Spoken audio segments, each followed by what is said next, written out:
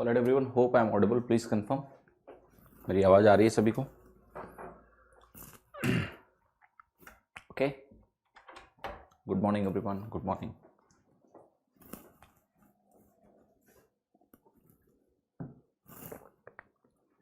Late us begin. So कल हम लोग x प्लस 1/x के बहुत सारे हम वेरिएशंस देख रहे थे, फिर हमने सीरीज बेस्ड क्वेश्चंस देखे, आई मीन प्रोग्रेशंस देखे हमने। सो आपको मैंने एक होमवर्क दिया था और वो ये था कि आपको ये पता लगाना है कि अगर आपके पास दो पॉजिटिव क्वांटिटीज़ हैं ए और बी, सो उनका जो एम है, जीएम है और जो एचएम है, हार्मोनिक मीन, उसका रिलेशन क्या होगा। सो जैसे मैंने आपके सामने कहा कि आपके पास है दो क्वांटिटीज़ ए और बी, जस्ट क्विकली उसको रिव्यू कर लेते हैं, ठीक है। सो ये ए और बी आपका है, मान लिया दो क्वांटिटीज़ है ना, और आपने इसका एम निकाला तो आपको मिला a प्लस बी बाई 2, आपने जीएम निकाला तो आपको मिला ए बी का स्क्वायर रूट, ठीक है। और अगर आपने एचएम निकाला तो आपको मिला 2ab upon a plus B, ठीक है। तो the idea is to find out the relationship between them, ठीक है। सबने कोशिश की थी, करना चाहिए अगर आपने नहीं की तो। अब जरा ध्यान से एक चीज देखो, मैं इस एक्सप्रेशन को देखता हूं बहुत ध्यान से। तो अगर आप इस एक्सप्रेशन को ध्यान से देखते हैं और बहुत ही इत्मीनान से देखें तो ये जो रिलेशनशिप है कि एम जो है वो जीएम के बराबर कब होगा, जरा ध्यान से देखो। सो एम जो है जीएम के बराबर कब होगा, अगर ए और बी बराबर हो जाए। अगर ए और बी बराबर हो गए तो ये बाहर क्या आएगा, जरा बताओ, ए आएगा कि नहीं? यस। और ए और बी अगर बराबर हो गए, यहां पर ए और बी अगर बराबर हो जाए तो यहां पर बाहर क्या आएगा आपका? This will give you a value that will be simply equal to a. So mathematically they can be equal. Similarly अगर दो वैल्यूज मेरे पास a और a हैं तो ये 2a स्क्वायर अपॉन 2a बनेगा, ये भी a के बराबर हो जाएगा। So they can be equal at one point when the values are equal. तो ये बराबर भी हो सकते हैं, और जो ग्रेटर देन है ये तो होता ही होता है, दैट इज देयर। कितने लोगों को अब ये वेरीफाई करना है, नहीं ग्रेटर देन क्यों होता है, हमें नहीं मालूम, बताओ करके। तो ये भी करना संभव है। कैसे संभव है इसको आप ध्यान से देखें। जैसे मैंने कहा, इन दोनों रिलेशनशिप को आप पकड़ लो बस। तो यहां पर आपका हो गया a प्लस बी बाई 2 और यहां पर आपका क्या हो गया, ए बी। जो मैं कर रहा हूं उसको बहुत ध्यान से देखना। मैंने कहा इन दोनों को स्क्वायर कर दो। अगर आप इन दोनों को स्क्वायर करोगे, ये 2 को पहले इधर ले जाओ, 2 से मल्टीप्लाई कर लो तो ये बनेगा a प्लस बी बनेगा। यहां पर क्या बनेगा आपका, 2 रूट ए बी बनेगा। Will this value be there और नॉट? अगर आप दोनों साइड का स्क्वायर करोगे तो आपको बताना है क्या मिलेगा। आपको मिलेगा यहां पर a प्लस बी का होल स्क्वायर मिलेगा। यहां पर आपकी वैल्यू क्या आएगी, आपकी वैल्यू यहां पर आएगी 4 टाइम्स ए बी मिलेगा। अब जरा ध्यान से देखो, इसको देखो और इसको ध्यान से देखो। अगर मैं इन दोनों को ध्यान से देखूं और मैं कहूं मेरे पास a प्लस बी का होल स्क्वायर है, a प्लस बी का मेरे पास होल स्क्वायर है, और यहां मेरे पास 4ab है। अगर मैं इसको इस साइड लेकर आ जाऊं तो क्या ये a माइनस बी का होल स्क्वायर बन जाएगा? यस। और क्या ये ग्रेटर देन 0 है? यस। इसका सिंपल सा मतलब ये हो गया कि अगर यहां मैंने सब कुछ करने के बाद यहां ग्रेटर देन 0 लगाया तो ये इससे बड़ा है, ये इससे बड़ा है और ये इससे बड़ा है। बराबर वाली रिलेशनशिप तो मैंने आपको दिखा दी, यहां पर एक बड़े वाली रिलेशनशिप आ गई आपके पास। सिंपल है, ठीक है, क्लियर है। अब एक चीज और भी बहुत ध्यान से आपको देखनी है, इन दोनों को अगर तुम मन से देखो तो ये वैल्यूज क्या हैं, ये रूट ए बी है, यहां पर आपका है 2ab upon a plus B. अगर मैं रूट ए बी से दोनों साइड डिवाइड कर दूं तो आपको यहां क्या मिलेगा, 1, और ये आपको देगा 2 रूट ए बी या नहीं? यस। फिर मैं दोनों साइड क्या करूंगा, अब a प्लस बी से मल्टीप्लाई कर दूंगा। अगर मैं कर दूं तो क्या ये वैल्यू बनेगी a प्लस बी, और यहां पर रहेगा 2 रूट ए बी।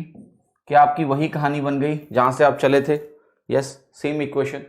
इसलिए आपका ये रूट ए बी इससे बड़ा होता है।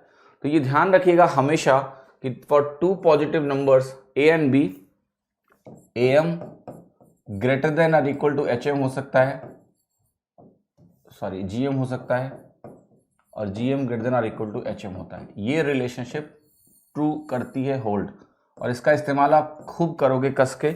स्पेशली ये जो रिलेशनशिप आपके सामने लिखा हुआ ये कि sum of 2 numbers is more than twice of root ab or it can be equal. So we will be using this relationship many a times.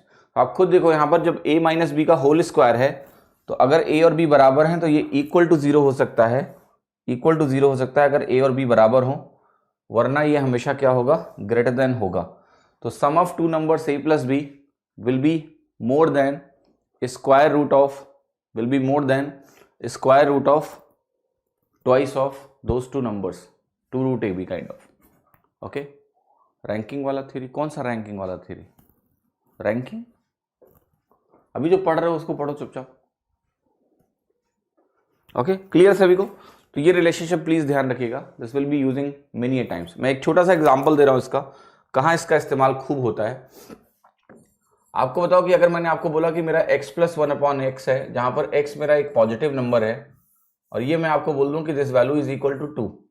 अगर मैंने बोला कि ये 2 के बराबर है, तो आप कैसे बोलोगे क्विकली? आप कहोगे देखो x प्लस 1/x को अगर मैं एज्यूम करूं थोड़ी देर के लिए a और b, ठीक है, तो आप कहोगे this plus this will be more than twice of square root of first number into second number, ठीक है। This number x plus 1/x, तो मैं कह रहा हूं कि sum of two numbers will be greater than और equal to this 2 root x into 1/x। और जैसे ही आप लिखोगे आप कहोगे x प्लस 1/x की जो वैल्यू है this will be more then और इक्वल टू 2। अब आप बताओ मुझे कि आप करो x प्लस 1/x की वैल्यू मोर देन और इक्वल टू 2 होती है, हमेशा होती है कि नहीं होती है? It is always more than और इक्वल टू 2। तो ये वैल्यू 2 के बराबर सिर्फ एक सिनेरियो में हो सकती है, और वो क्या है? x बराबर 1। इस इक्वेशन का जो सॉल्यूशन आपका आता है वो आता है x बराबर 1, क्योंकि एक बार आप कह रहे हो कि ये ग्रेटर देन और इक्वल टू 2 है, लेकिन मुझे 2 के बराबर लाना है, तो ये होगा it can never be less than 1। Okay, clear? आगे बढ़े, समझ में आया? पहले प्लीज जो पढ़ा रहा हूं वो पढ़ लीजिए, फिर बाद में कहीं और मुझे डिस्ट्रैक्ट करो 9:30 के बाद, पहले नहीं।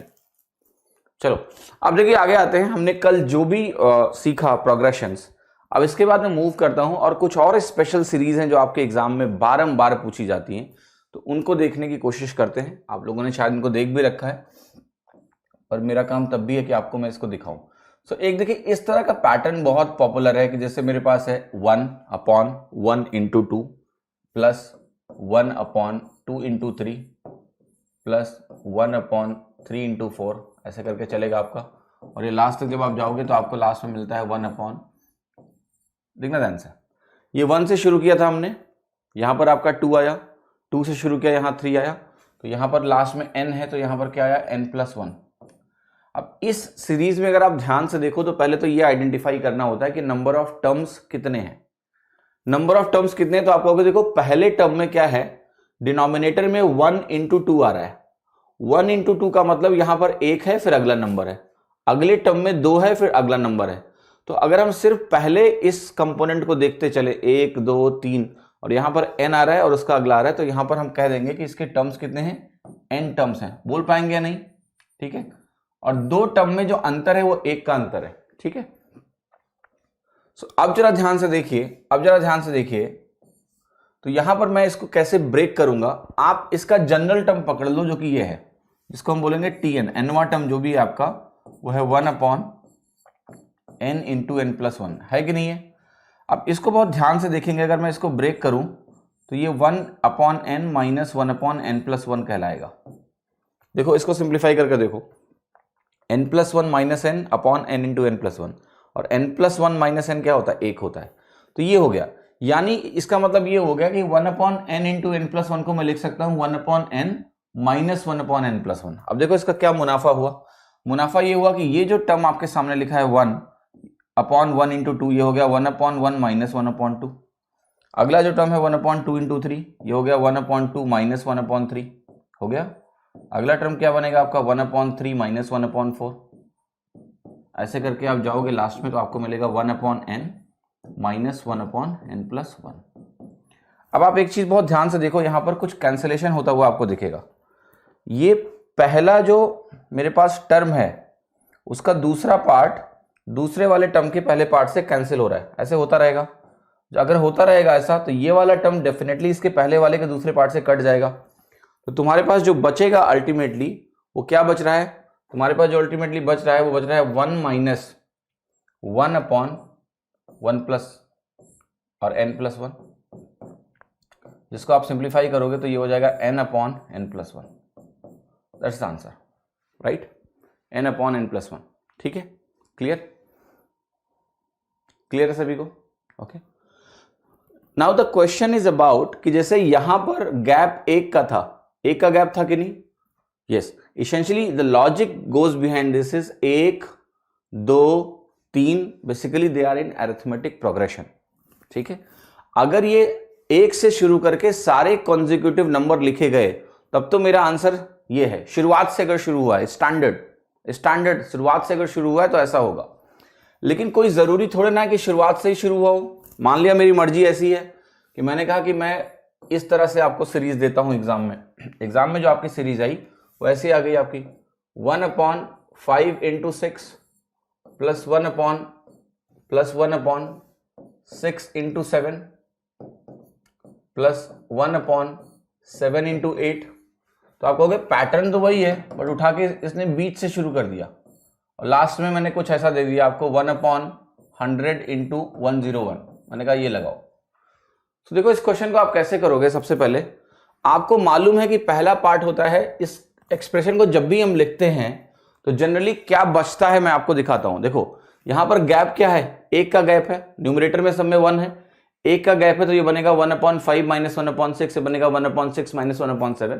तो सिंपली पैटर्न ये है कि पहले वाले का दूसरा पार्ट दूसरे वाले के पहले पार्ट से कटेगा, और चूंकि ये लगातार है तो आपके पास अल्टीमेटली बचेगा, आपको ये मिलेगा कि जो मिलेगा वो मिलेगा ये first part of first term. देखो मैं लिख रहा हूं, क्या मिलेगा आपको, first part of first term minus last part of last term, या I should write second part of last term. So आपको मालूम है जब मैं इसको लिखूंगा तो इसका पहला पार्ट आएगा 1/5, ये बचेगा यहां पर, बाकी सब कट पिट जाएंगे और लास्ट में बचेगा -1/101। सेकेंड पार्ट जो लास्ट टर्म का आपको पता है 1/101 बचेगा। तो इसको अगर आप सिंप्लीफाई करोगे तो यहां आपको मिलेगा 505 और यहां मिलेगा 101 - 5। सो 101 - 5 अगर हम करेंगे तो ये वैल्यू आपकी कितनी हो जाएगी, 96 के बराबर, 96/505। That's the answer, right, clear. अब देखो इसका इसेंशियल जो नेचर है वो क्या है, ये क्यों ऐसे कैंसिलेशन हो रहे हैं। This cancellation is only happening because of 2 reasons, you understand this. This gap between 2 numbers is equal, पहली चीज, this gap between 2 numbers is equal. दूसरा, there is some common element due to which some cancellation is taking place. तीसरा, ये जो ऊपर की value है ये सब में सेम है, ऊपर की वैल्यू है वो सब में क्या है, सेम है। This is the reason for this which is happening to you. I am showing you point number 3, तो you will get more clarity. जैसे मैंने तीसरा पॉइंट लिखा और तीसरे पॉइंट में मैं आपके सामने ऐसे लिख रहा हूं, मान लिया 2/7 × 8 प्लस 2/8 × 9, और ऐसे करके मैं आगे गया और मैंने यहां पर लिखा कि 2/50 × 51। अब जरा देखना ऊपर सब में क्या है, 2 तो है, फाइन, बट यहां पर इन दोनों के बीच का गैप क्या है, एक ही है, 2 नहीं है। तो अगर मैं आपका 1/7 - 1/8 लिखूंगा तो आपको मालूम है इसमें आपको मिलता है 1/7 × 8, 2 बटा नहीं मिलता है। तो आप पहला काम क्या करोगे, सबसे पहले आप 2 कॉमन लोगे, तब आपको वो पैटर्न दिख जाएगा जो आपने अभी देखा है। दिखेगा कि नहीं दिखेगा, और अल्टीमेटली आपकी वैल्यू कितनी हो गई यहां पर लास्ट में जाके 1/50 × 51। बना कि नहीं बना, यस। तो फिर आप क्या बोलोगे, आप बोलोगे कि ये तो मुझे मालूम है कि पहले का पहला टर्म तो 1/7 और आखिरी का आखिरी टर्म तो -1/51। बट एक चीज ध्यान रखना आपको, क्या कि ये 7 है 8 है, फिर एक कॉमन टर्म आपको दिख रहा है और इनके बीच का गैप क्या है, 1 के बराबर है। तब आप लिखोगे पहले का पहला टर्म आखिरी का आखिरी टर्म, और मैं इसको सॉल्व करूंगा तो ये मुझे मिलेगा 7 × 51, और यहां मुझे मिलेगा 51 - 7 कितना हो गया, 44। तो ये हो गया 88/3 357, दैट्स द वैल्यू। क्लियर है कि नहीं? Okay fine right. बट जानते हो क्या है, we are not satisfied. Why? Because आप कहोगे ये कोई बात थोड़े ना हुई, कुछ थोड़ा और मसाला चाहिए। ठीक है, नीचे हर बार गैप 1 क्यों रख रहे हैं, 2 रख के दिखाओ। तो मैं कहूंगा ठीक है, सो जरा 2 का गैप रखते हैं नीचे। जैसे मैंने कहा यहां 1 है और यहां पर मैं लिख रहा हूं, देखो ध्यान से, 1 into 3 plus 1/3 into 5 plus 1/5 into 7, right? ऐसे करके गए, लास्ट में देखना ध्यान से। अब बहुत ध्यान से देखना, अगर मुझे n टर्म्स लिखने हैं तो मैं कहूंगा यहां 1 है, यहां 3 है, दूसरे टर्म में 3 है और उससे 2 एक्स्ट्रा, पहले टर्म में 1 है उससे 2 एक्स्ट्रा। मतलब हम किसी भी टर्म में डिनोमिनेटर में 2 कॉन्जिक्यूटिव ऑड नंबर रख रहे हैं और जहां छोड़ा था वहीं से शुरू कर रहे हैं। तो आखिरी टर्म क्या बनेगा, जो nवां टर्म होगा। आप कहोगे nवें टर्म का जो पहला कंपोनेंट होगा डिनोमिनेटर का, वो होगा nवां ऑड नंबर, होगा कि नहीं होगा? nवां ऑड नंबर होगा। और nवां ऑड नंबर क्या होता है, nवां जो इवन नंबर होता है उससे एक कम कर दो तो nवां ऑड नंबर मिलता है। तो ये बनेगा 2n-1 और इसके अगला जो ऑड नंबर होगा ये बनेगा n। ये पता है आपको कितने हैं, मैंने टर्म्स लिखे हैं, n टर्म्स लिखे हैं। ये बहुत इंपॉर्टेंट होता है सीरीज में कई बार, to find out the last term, क्योंकि वो लास्ट टर्म देंगे नहीं आपको, बस लिख के छोड़ देंगे ऐसे कि निकालो। So you need to understand this कि मुझे पहले ये देखना है कि पैटर्न क्या है। आप कहोगे पहले में पहला ऑड नंबर पहला है, अगला तो उसी से डिराइव होके आता है, ठीक है। दूसरे में 3 से शुरू है दूसरा ऑड नंबर, तीसरे में तीसरा ऑड नंबर, तो nवें टर्म में क्या होगा, nवां ऑड नंबर होगा, nवां ऑड नंबर होगा। अनिल पहले जहां हो वहीं रहो, ठीक है। डिनोमिनेटर में 3 टर्म भी आ सकती है क्या, अरे पहले इसको सीखो, सीधे 3 पे पहुंच जाओगे क्या? क्लास फर्स्ट करी थी आपने कि सीधे 5 में पहुंच गए थे? You should be here what I am discussing, okay clear? That is the part of the teacher, job of the teacher. He knows more than you और नॉट, क्लियर? तो ये ना, ये फालतू की बात है। This is a distraction that you create for yourself and for myself. मैंने पहले तुम्हें 1 का अंतर दिखाया, फिर मैं तुम्हें 2 का अंतर दिखा रहा हूं, फिर जो जो जरूरत होगी वो दिखाऊंगा ना मैं, 3 term, 5 term, 7 term, 10 term. But तुम्हें अपनी उपस्थिति दर्ज करानी है ना? तो बोलोगे ही कि 3 टर्म भी तो आ सकते हैं, मैंने कब मना किया, है ना? पर चीजें कैसे चलती हैं, धीरे धीरे चलती है ना, कैसे चलती हैं। देखो ऑनलाइन क्लास में बैठ के ना ऑफलाइन क्लास की तरह बिहेव किया करो कि तुम्हें टीचर देख रहा है, ठीक है। तो सवाल पूछने के लिए भी सही समय का इंतजार करना होता है कि चलो ये डिस्कशन खत्म हो जाएगा तब पूछेंगे कुछ भी, ठीक है। ये सभी को क्लियर हुआ कि नहीं? Okay, now understand this is not going to be n-1। अगर आपने बोला ये n-1 है तो तुम गए।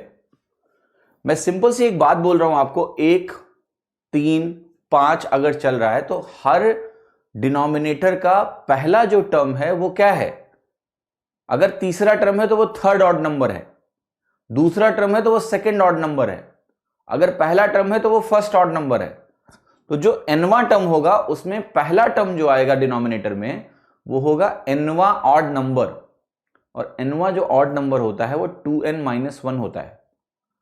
2n-1 जब लिख दिया तो अगला टर्म क्या होगा, उसके बगल वाला 2 एक्स्ट्रा, उसके अगले वाला ऑड नंबर।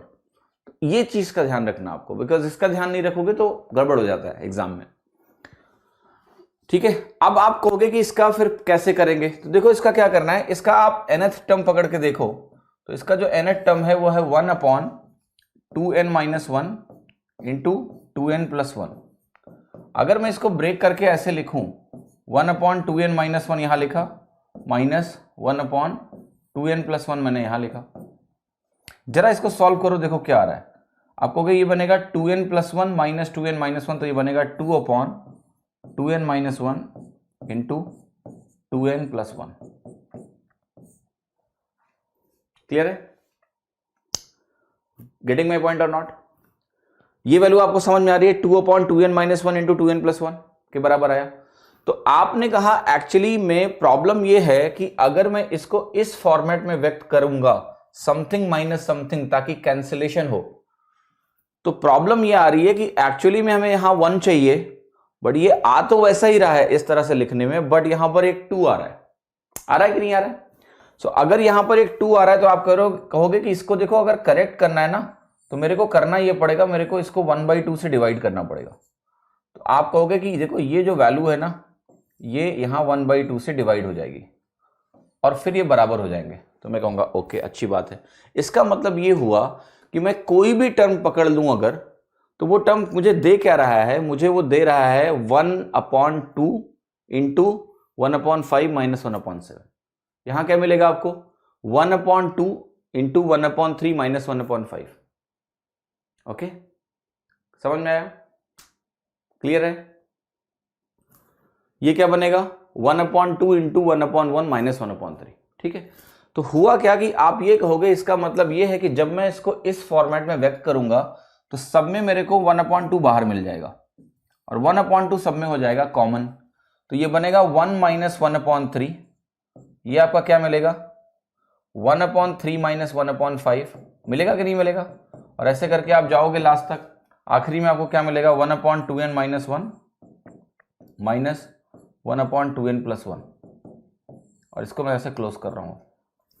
अब देखो क्या होगा, कैंसिलेशन हो रहा है कि नहीं?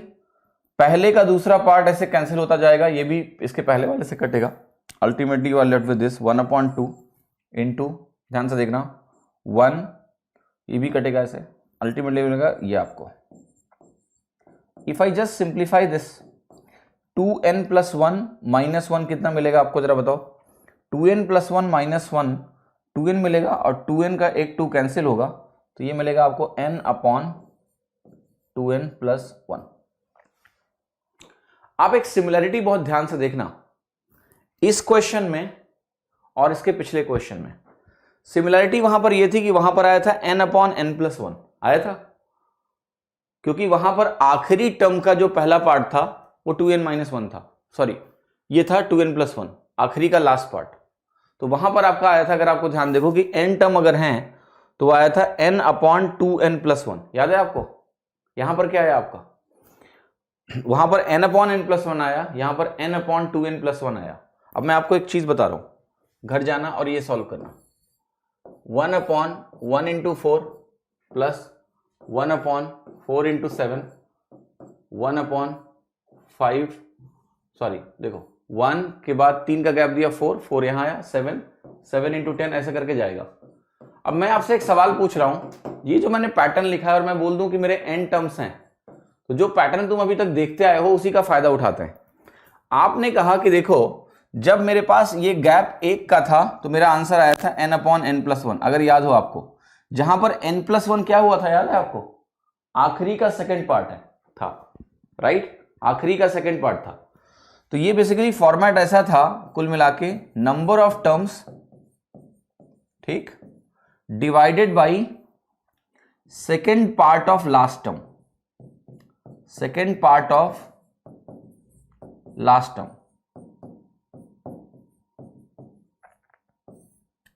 या better you write second expression of last term. n+1 वही था ना, याद है आपको? क्लियर? बहुत ध्यान से चुपचाप इसको देखिए जो मैं दिखा रहा हूं अभी। फिर दूसरा आपने किया तो वहां पर आपको मिला n/2n प्लस 1। क्या वहां भी यही था कि n आपका नंबर ऑफ टर्म्स था और 2n प्लस 1 आपका क्या था? Second expression of the last term. Yes, so can you tell me what you are going to get here? अगर मैं इसका सम पूछ रहा हूं सो आप कहोगे इसका सम अगर आप पूछोगे तो आप n से शुरू करोगे, n तो ऊपर आएगा ही आएगा, नीचे क्या आएगा? सो आप कहोगे अब नीचे मुझे क्या निकालना है? मुझे ये पता है कि यहां गैप कितना है, 3 का गैप है। अगर 3 का गैप है तो मैं आपसे पूछ रहा हूं, कल ही मैंने आपको पढ़ाई है प्रोग्रेशन, ठीक है? अब कई लोग कल क्या बोल रहे थे कि सिंप्लीफिकेशन सीख रहे हैं कि प्रोग्रेशन सीख रहे हैं, समझ ही नहीं आ रहा था। सीरीज में जरूरत है प्रोग्रेशन की। देखो तो आप कहोगे इसका जब nवां टर्म में लिखता हूं, मान लिया 1 के करिस्पॉन्डिंग, आप बताओ पहला टर्म आपका 1 है, दूसरा आपका मान लिया 4 है, तो nवां टर्म क्या होगा? तो आप कहोगे a plus n-1 into D, होगा कि नहीं होगा? a plus n-1 into D, 3 आएगा यहां पर, क्योंकि कॉमन डिफरेंस क्या है? 3 का है, 1 4 7, तो ये वैल्यू आपकी बनेगी 3n-2, बनेगा कि नहीं बनेगा? यस। 3n - 2 बनेगा।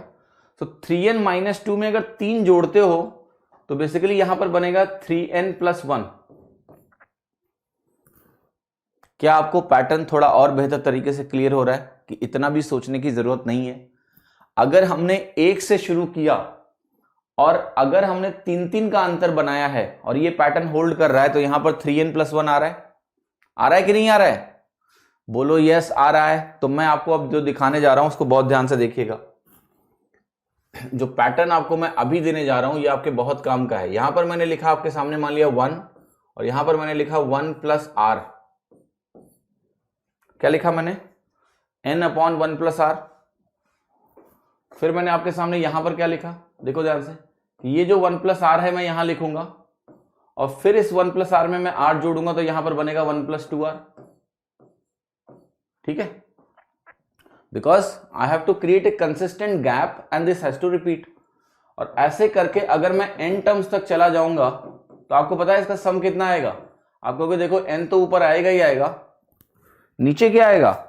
आप कहोगे कि देखो ऐसा है कि अगर गैप तुमने r का लिया है तो ये r × n + 1 आएगा।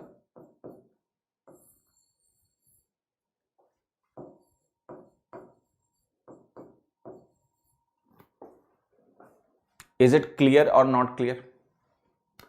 Okay, so what I'm trying to say is this, that if you are having any kind of series where you are starting with 1/1 into something, 1/, then the second term will repeat, और ये जो gap r का है ये आप maintain करोगे। इसको हम ऐसे भी बोल सकते हैं कि इसमें दो टर्म हैं जिसमें अगर हम पहला टर्म पकड़ लें सारे का या हम दूसरे टर्म पकड़ लें, दे आर इन AP। देखो ये 1 + r, ऐसे करके आप चलोगे तो क्या आपको AP दिख रही है कि नहीं दिख रही है? जल्दी बताओ, AP दिख रही है कि नहीं दिख रही है? अब मेरा एक क्वेश्चन आपसे और है, एक क्वेश्चन मेरा आपसे और है जो आप लोगों को शॉर्ट कर देना है, फिर हमने समझ लो इसको जीत लिया। मैं लिखने जा रहा हूं यहां पर 7वां टर्म। मैंने आपके सामने मान लिया, अभी r की टर्मिनोलॉजी में रिमूव कर रहा हूं जानबूझ के। मैंने कहा मान लिया मैं a से शुरू करता हूं, it is 1/a × a + d। बहुत ध्यान से देखना, अभी पहले पूरा फोकस इस पे रखो, जिसको समझ में नहीं आएगा दोबारा समझाऊंगा, चिंता मत करो। फिर मैंने कहा मेरे पास है यहां 1/a + d, फिर आपके पास ऑब्वियसली यहां पर क्या आएगा? a + 2d आएगा या नहीं आएगा? आएगा। अब मैं कह रहा हूं मैं a से शुरू नहीं करना चाहता हूं, मैं 1 से शुरू नहीं करना चाहता हूं, मैं a से शुरू करना चाहता हूं, मान लिया, ठीक है, because I can start from anywhere, so I am starting with a let's say. और ऐसे करके मैं आगे जाऊंगा। तो आप मुझे बताओ कि nवां टर्म क्या होगा मेरे लिए? आप कहोगे कि देखो ऐसा है कि आपने a से स्टार्ट किया, सो अगर आप nवां टर्म लिखना चाहते हो और d कॉमन डिफरेंस है तो ये होगा a + n - 1 × d। होगा या नहीं होगा? यस। होगा या नहीं होगा? यस। इसके अगला टर्म क्या होगा? आप कहोगे इसमें d जोड़ देना है, तो ये बनेगा आपका a + nd, a + nd। ठीक है, yes. Now I am going to simplify this and see what will happen. अगर मैं इस टर्म को सिंप्लीफाई करूंगा और इसको मैं ऐसे लिखता हूं, ध्यान से देखना, 1/a - 1/a + d, ऐसे लिखा मैंने। सो आपको पता है ये जब सिंप्लीफाई करोगे तो तुम्हें मिलेगा a + d - a, that is d। तो आपको समझ में आ जाएगा कि भैया देखो मेरे को d बाहर निकालना है, सो 1/d बाहर आ जाएगा। क्या बाहर आया? 1/d बाहर आ गया। अब ये जब इस तरह का पैटर्न बनता है तो आपको पता है कि अल्टीमेटली क्या बचता है तुम्हारे पास। तुम्हारे पास बेसिकली बचता क्या है, क्योंकि ये कैंसिलेशन होते हैं और यहां पर जो बचेगा तुम्हारे पास वो ये बचेगा 1/a + n - 1 × d, यहां लिखा मैंने, प्लस सॉरी यहां बनेगा आपका -1/a + n × d, यहां बना आपके सामने।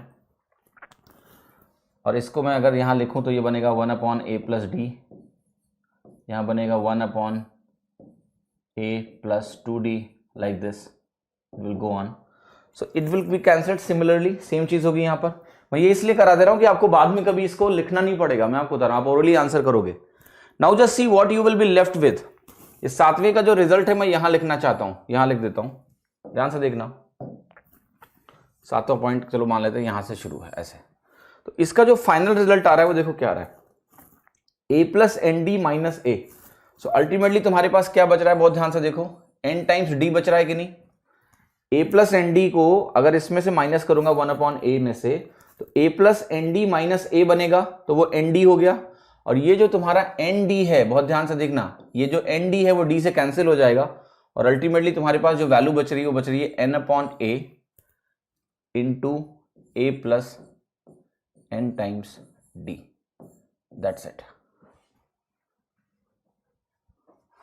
Is it clear or not clear? Tell me, please. Whatever I have written, is it clear to everyone? That what you are getting is here? Now, what is A? A is the first term where you started. How many number of terms you are taking is n. तो ये इतना बढ़िया expression हो गया। Actually ये भी ज्यादा generalise format नहीं है। The more generalized format is now this. The more generalized format is now this. कैसे? देखो, आपने कहा मैं एक से शुरू कर रहा हूं और अगला टर्म में डी आगे लिख रहा हूं, फिर जाहिर सी बात है इसको मैं रिपीट करूंगा, फिर अगला टर्म इससे डी ज्यादा होगा। तो उस केस में this is the answer if you write n terms, n/a into a plus d. अब मैं आपको कुछ एग्जाम्पल देता हूं, then you will be having more and more clarity. So what I am just telling you, n/a into a plus n d is the answer for n terms का sum. अब देखो कैसे मैं लिखने जा रहा हूं, ध्यान से देखना। सवाल तुम्हारे सामने आएंगे ना, तुम उनका क्या कर दोगे, मटिया मेट कर देना तुरंत ही, खुद को नहीं सवाल को, ठीक है। तो कैसे, देखो मैंने कहा मेरे को ऐसे शुरू करना है, 1/10 इंटू 14, फिर मैंने कहा मेरे को करना है 1/14 into 18। The only thing you need to notice is, जहां ये खत्म हो रहा है वहीं ये शुरू होना चाहिए। नंबर ऑफ टर्म्स आपके डिनोमिनेटर में कितने हैं, 2 होने चाहिए, पहली चीज, राइट। और यहां से क्या आइडेंटिफाई करोगे, जैसे मैंने ये सीरीज लिखा और मैंने तुम्हें क्या बोला, मैंने बोला कि मेरे पास जो टर्म्स है मान लिया वो है 100 टर्म्स या 12 टर्म्स हैं, एग्जाम में ऐसे ही आता है, या 30 टर्म्स हैं, तो आपको ऐसे लिख के देगा और बोलेगा कि 30 टर्म्स, ठीक है, 30 टर्म्स हैं। तुम क्या करोगे, तुमको कुछ नहीं करना है। तुमको पहली चीज तो ये नोटिस करनी है कि तुम्हारा ए जहां से तुम शुरुआत कर रहे हो वो 10 के बराबर है, न्यूमरेटर में सब में 1 है, ठीक है, गुड। यहां पर जो डी है 10, 4, 14, ये 4 के बराबर है अंतर। बस go here and find it. Number of terms कितने हैं, 30, तो आपने कहा ये हो गया 30 डिवाइडेड बाई ए की वैल्यू कितनी हो गई 10, और ए प्लस एन डी, तो ये हो गया 10 प्लस 30 इंटू 4, तो कितना हो गया तुम्हारा 30/10 इंटू 120, और 10 कितना हो गया 130, ये 0 0 काट दो, ये हो गया तुम्हारी value 3/130। Now what is the benefit here, the benefit of knowing this result is कि एग्जाम में सबसे बड़ी प्रॉब्लम क्या होती है ना लोगों को, वो प्रॉब्लम होती है उनको ये पता लगाने की कि nवां टर्म क्या है। अब जैसे मैंने आपको जब समझाया कि nth टर्म क्या है, तो कई लोग नहीं समझ पाए कि nवां टर्म कैसे लिखें। तो अगर आप एक्सप्रेशन ये नहीं जानते हो तो आपको nth टर्म लिखना पड़ेगा, आपको पैटर्न देखना पड़ेगा कि देखो ऐसे ऐसे कट रहा है, you will get the answer, you will get the answer, but why to take risk, just go like this, you understand what I have written here. इसमें क्या कंडीशन थी आपको पता है, इसमें कंडीशन ये थी आपकी कि न्यूमरेटर सबका क्या होना चाहिए 1, न्यूमरेटर ऑफ ऑल हमने क्या किया है 1 लिया है। दूसरा कंडीशन जो है, दूसरा कंडीशन ये है कि 2 terms in denominator, 2 terms in denominator, और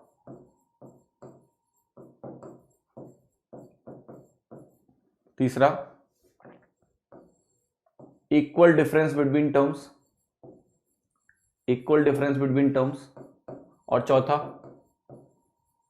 क्या है, चौथा जो है वो है आपका कि पहला जहां एंड कर रहा है दूसरे में वहीं से शुरुआत हो रही है। दूसरा यह है common expression in consecutive terms।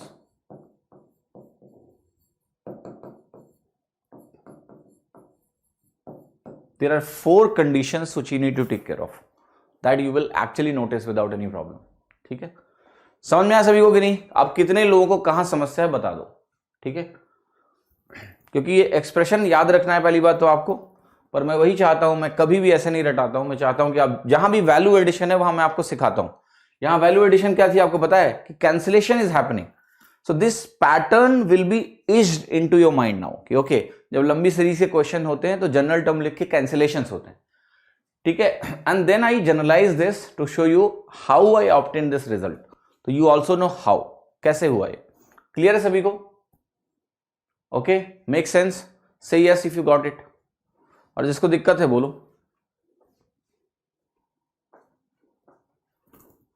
जल्दी जल्दी जल्दी, do not take that much time please.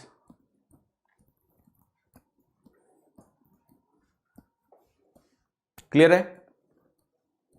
Fine everyone, no challenge, ठीक है. Let me explain you now 3 वाला, क्योंकि 3 वाला अगर आप समझ जाओगे तो चीजें आसान हो जाएंगी आपके पास, है ना.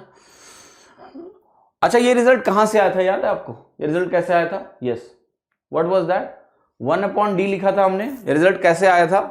कैसे आया था? ये हुआ था 1/d, और यहां पर आपका अल्टीमेटली बना था 1/a minus 1/a plus nd. ये ध्यान रखना आप. यहां पर 1/a क्या था कि first part of first term, first part of first term, और ये था आपका last part of last term, और second part of the last term, second part of the last term, और बाहर क्या आया था 1/d which was common difference. Now the good thing is that यही सेम चीज आपकी 3 में भी एप्लीकेबल होगी, पर किस तरीके से ये मैं आपको अभी दिखाने जा रहा हूं. So I am coming to this point number 6 और 7. जिनका भी अभी डाउट है, डाउट के साथ बनाए रखो अपना डाउट. 9:30 बजे मिलेंगे तुमसे, चिंता मत करो. यहां क्लियर हो जाएगा डाउट, अगर वहां नहीं हुआ चिंता मत करो. तो ये 8वां पॉइंट आ गया. अब देखो 8वें पॉइंट में मैं क्या करने जा रहा हूं, मैं 3 टर्म को लिखने जा रहा हूं. आपको लिखने का तरीका पता चल जाएगा. आप कहोगे कि इसमें 3 टर्म में क्या होगा. देखो मैंने कहा ये a है, ये मेरा मान लेते हैं a प्लस डी है, और ये मेरा क्या है a प्लस 2d है. क्या आपको दिख रहा है यहां 3 टर्म? क्या तीनों टर्म AP में हैं आपके? a plus D, a plus 2d. Yes. अब देखो इसमें खास बात क्या होती है कि जब भी आपको ये 3 टर्म की सीरीज मिलेगी तो आपको ये ध्यान रखना होगा. जैसे मैं आपको एक छोटा सा अगर एग्जांपल दूं, जो क्वेश्चन CGL 2017 में आया था, इसको लेके काफी शोर शराबा हुआ था. वो क्वेश्चन क्या था? वो था क्वेश्चन आपका 1/1 into 3 into 5 plus 1/3 into 5 into 7 plus 1/5 into 7 into 9. तो देखो ध्यान से, जो पैटर्न होता है वो ये होता है कि जब डिनोमिनेटर में 2 टर्म होते हैं तो जहां तुम खत्म करते हो वहीं से अगला शुरू करते हो. लेकिन अगर डिनोमिनेटर में हमारे 3 टर्म होते हैं तो 2 टर्म कॉमन बनते हैं. जैसे जो अगला टर्म बनेगा आपका, वो अगला टर्म कुछ ऐसा होगा, a प्लस डी यहां होगा, a प्लस 2d आपका क्या होगा, यहां होगा, और फिर आपका आएगा a प्लस 3d. इस तरीके का आपका टर्म बनने वाला है, ठीक है. अच्छा ये बताओ यहां पर nवां टर्म क्या होगा? बहुत ध्यान से देखिएगा. अगर मैं यहां से nवां टर्म लिखूंगा तो आप कहोगे देखो कैसे बनेगा nवां टर्म. a से शुरू किया, d का डिफरेंस आ रहा है, पहले में a, अगले में पहला टर्म a प्लस डी. तो आप कहोगे यहां पर जो टर्म बनेगा वो बनेगा a plus n-1 into D. जाहिर सी बात है, कोई कंफ्यूजन नहीं है. मुझे फॉन्ट थोड़ा छोटा करना पड़ेगा, जगह थोड़ी कम है, तो मैं इसको थोड़ा छोटा करके लिखता हूं और यहीं से शुरू करूंगा ऐसे. तो nवां टर्म जो आपको मिलेगा वो मिलेगा 1/, ध्यान से देखना, ये मिलेगा a plus n-1 into D, पहला वाला टर्म, ठीक, into a plus n d. डरो मत, बस मैं लिख के दिखा रहा हूं ताकि तुम्हें क्लैरिटी रहे कि हम कर क्या रहे हैं. a plus n+1 into D, ये हो जाएगा आपका nवां टर्म. क्या मिला आपको? nवां टर्म मिला, right, fine. Now after doing all of this, जैसे ये सवाल था, राइट. अब ऐसा एक सवाल आया था, अगर आपको ध्यान हो, SSC 2017 में शायद कुछ ऐसा पूछा था कि हमें 20 टर्म का इसका सम निकाल दो, right, like this, that pattern is same. देखो ए की वैल्यू यहां पर क्या है, 1 से शुरू हुआ है ना, 1। डी कितना है आपका, कॉमन डिफरेंस 2 के बराबर है, तो 1 2 1 3 2 5, फिर यहां 2 टर्म कॉमन है, 3 5 7, फिर यहां 2 टर्म कॉमन है, 5 7 9। तो जब हम इसको ब्रेक करते हैं तो कैसे ब्रेक करते हैं मैं आपको दिखाता हूं। कोई भी टर्म पकड़ लो, जैसे ये वाला या ये वाला टर्म पकड़ लो, इसको हम ब्रेक ऐसे करेंगे, 1/1 इंटू 3 एक जगह लेंगे, 1/1 इंटू 5 हम क्या लेंगे, एक जगह लेंगे, ठीक है, सॉरी 1/3 इंटू 5 हम एक जगह लेंगे। अब देखो इसका फायदा क्या होगा, ये 3 इंटू 5 और 3 इंटू 5 दोनों में कॉमन है। सो अगला टर्म जब तुम ब्रेक करोगे तो वो मिलेगा 1/3 इंटू 5 और ये मिलेगा 1/5 इंटू 7, ठीक है। हम इनको जब ब्रेक कर रहे हैं तो इस तरीके से ब्रेक कर रहे हैं, दो में ब्रेक कर रहे हैं using a middle term is a common term. तो देखो इसको जब तुम ब्रेक करोगे तो क्या फायदा होगा, ये बनेगा 5 3 15, यहां माइनस लगाया मैंने, and just see what I am doing, if I am doing right और नॉट। सो मैंने कहा कि मान लिया मैंने इसको ऐसे लिखा तो ये वैल्यू बनी मेरी 5 3 15, तो 15 यहां आया, ठीक है, और ये 15 माइनस 3 बना 12 बना, राइट, बना कि नहीं 12। अब मेरा जो क्वेश्चन है वो ये है कि क्या यहां पर आपको कोई पैटर्न ऐसा मिल रहा है जिसमें आपका कैंसिलेशन हो, क्योंकि यहां तो बन गया आपका, देखो अगर इसको इस तरीके से आपने लिखा 3 इंटू 5 और 5 इंटू 7, तो आपने कहा यहां तो बना 5 7 35 और 35 माइनस 15 तो हो गया 20, बात तो बनी नहीं। तो क्या ये जो पैटर्न मैंने लिखा है ये सही है या फिर ये पैटर्न गलत है? Anyone please.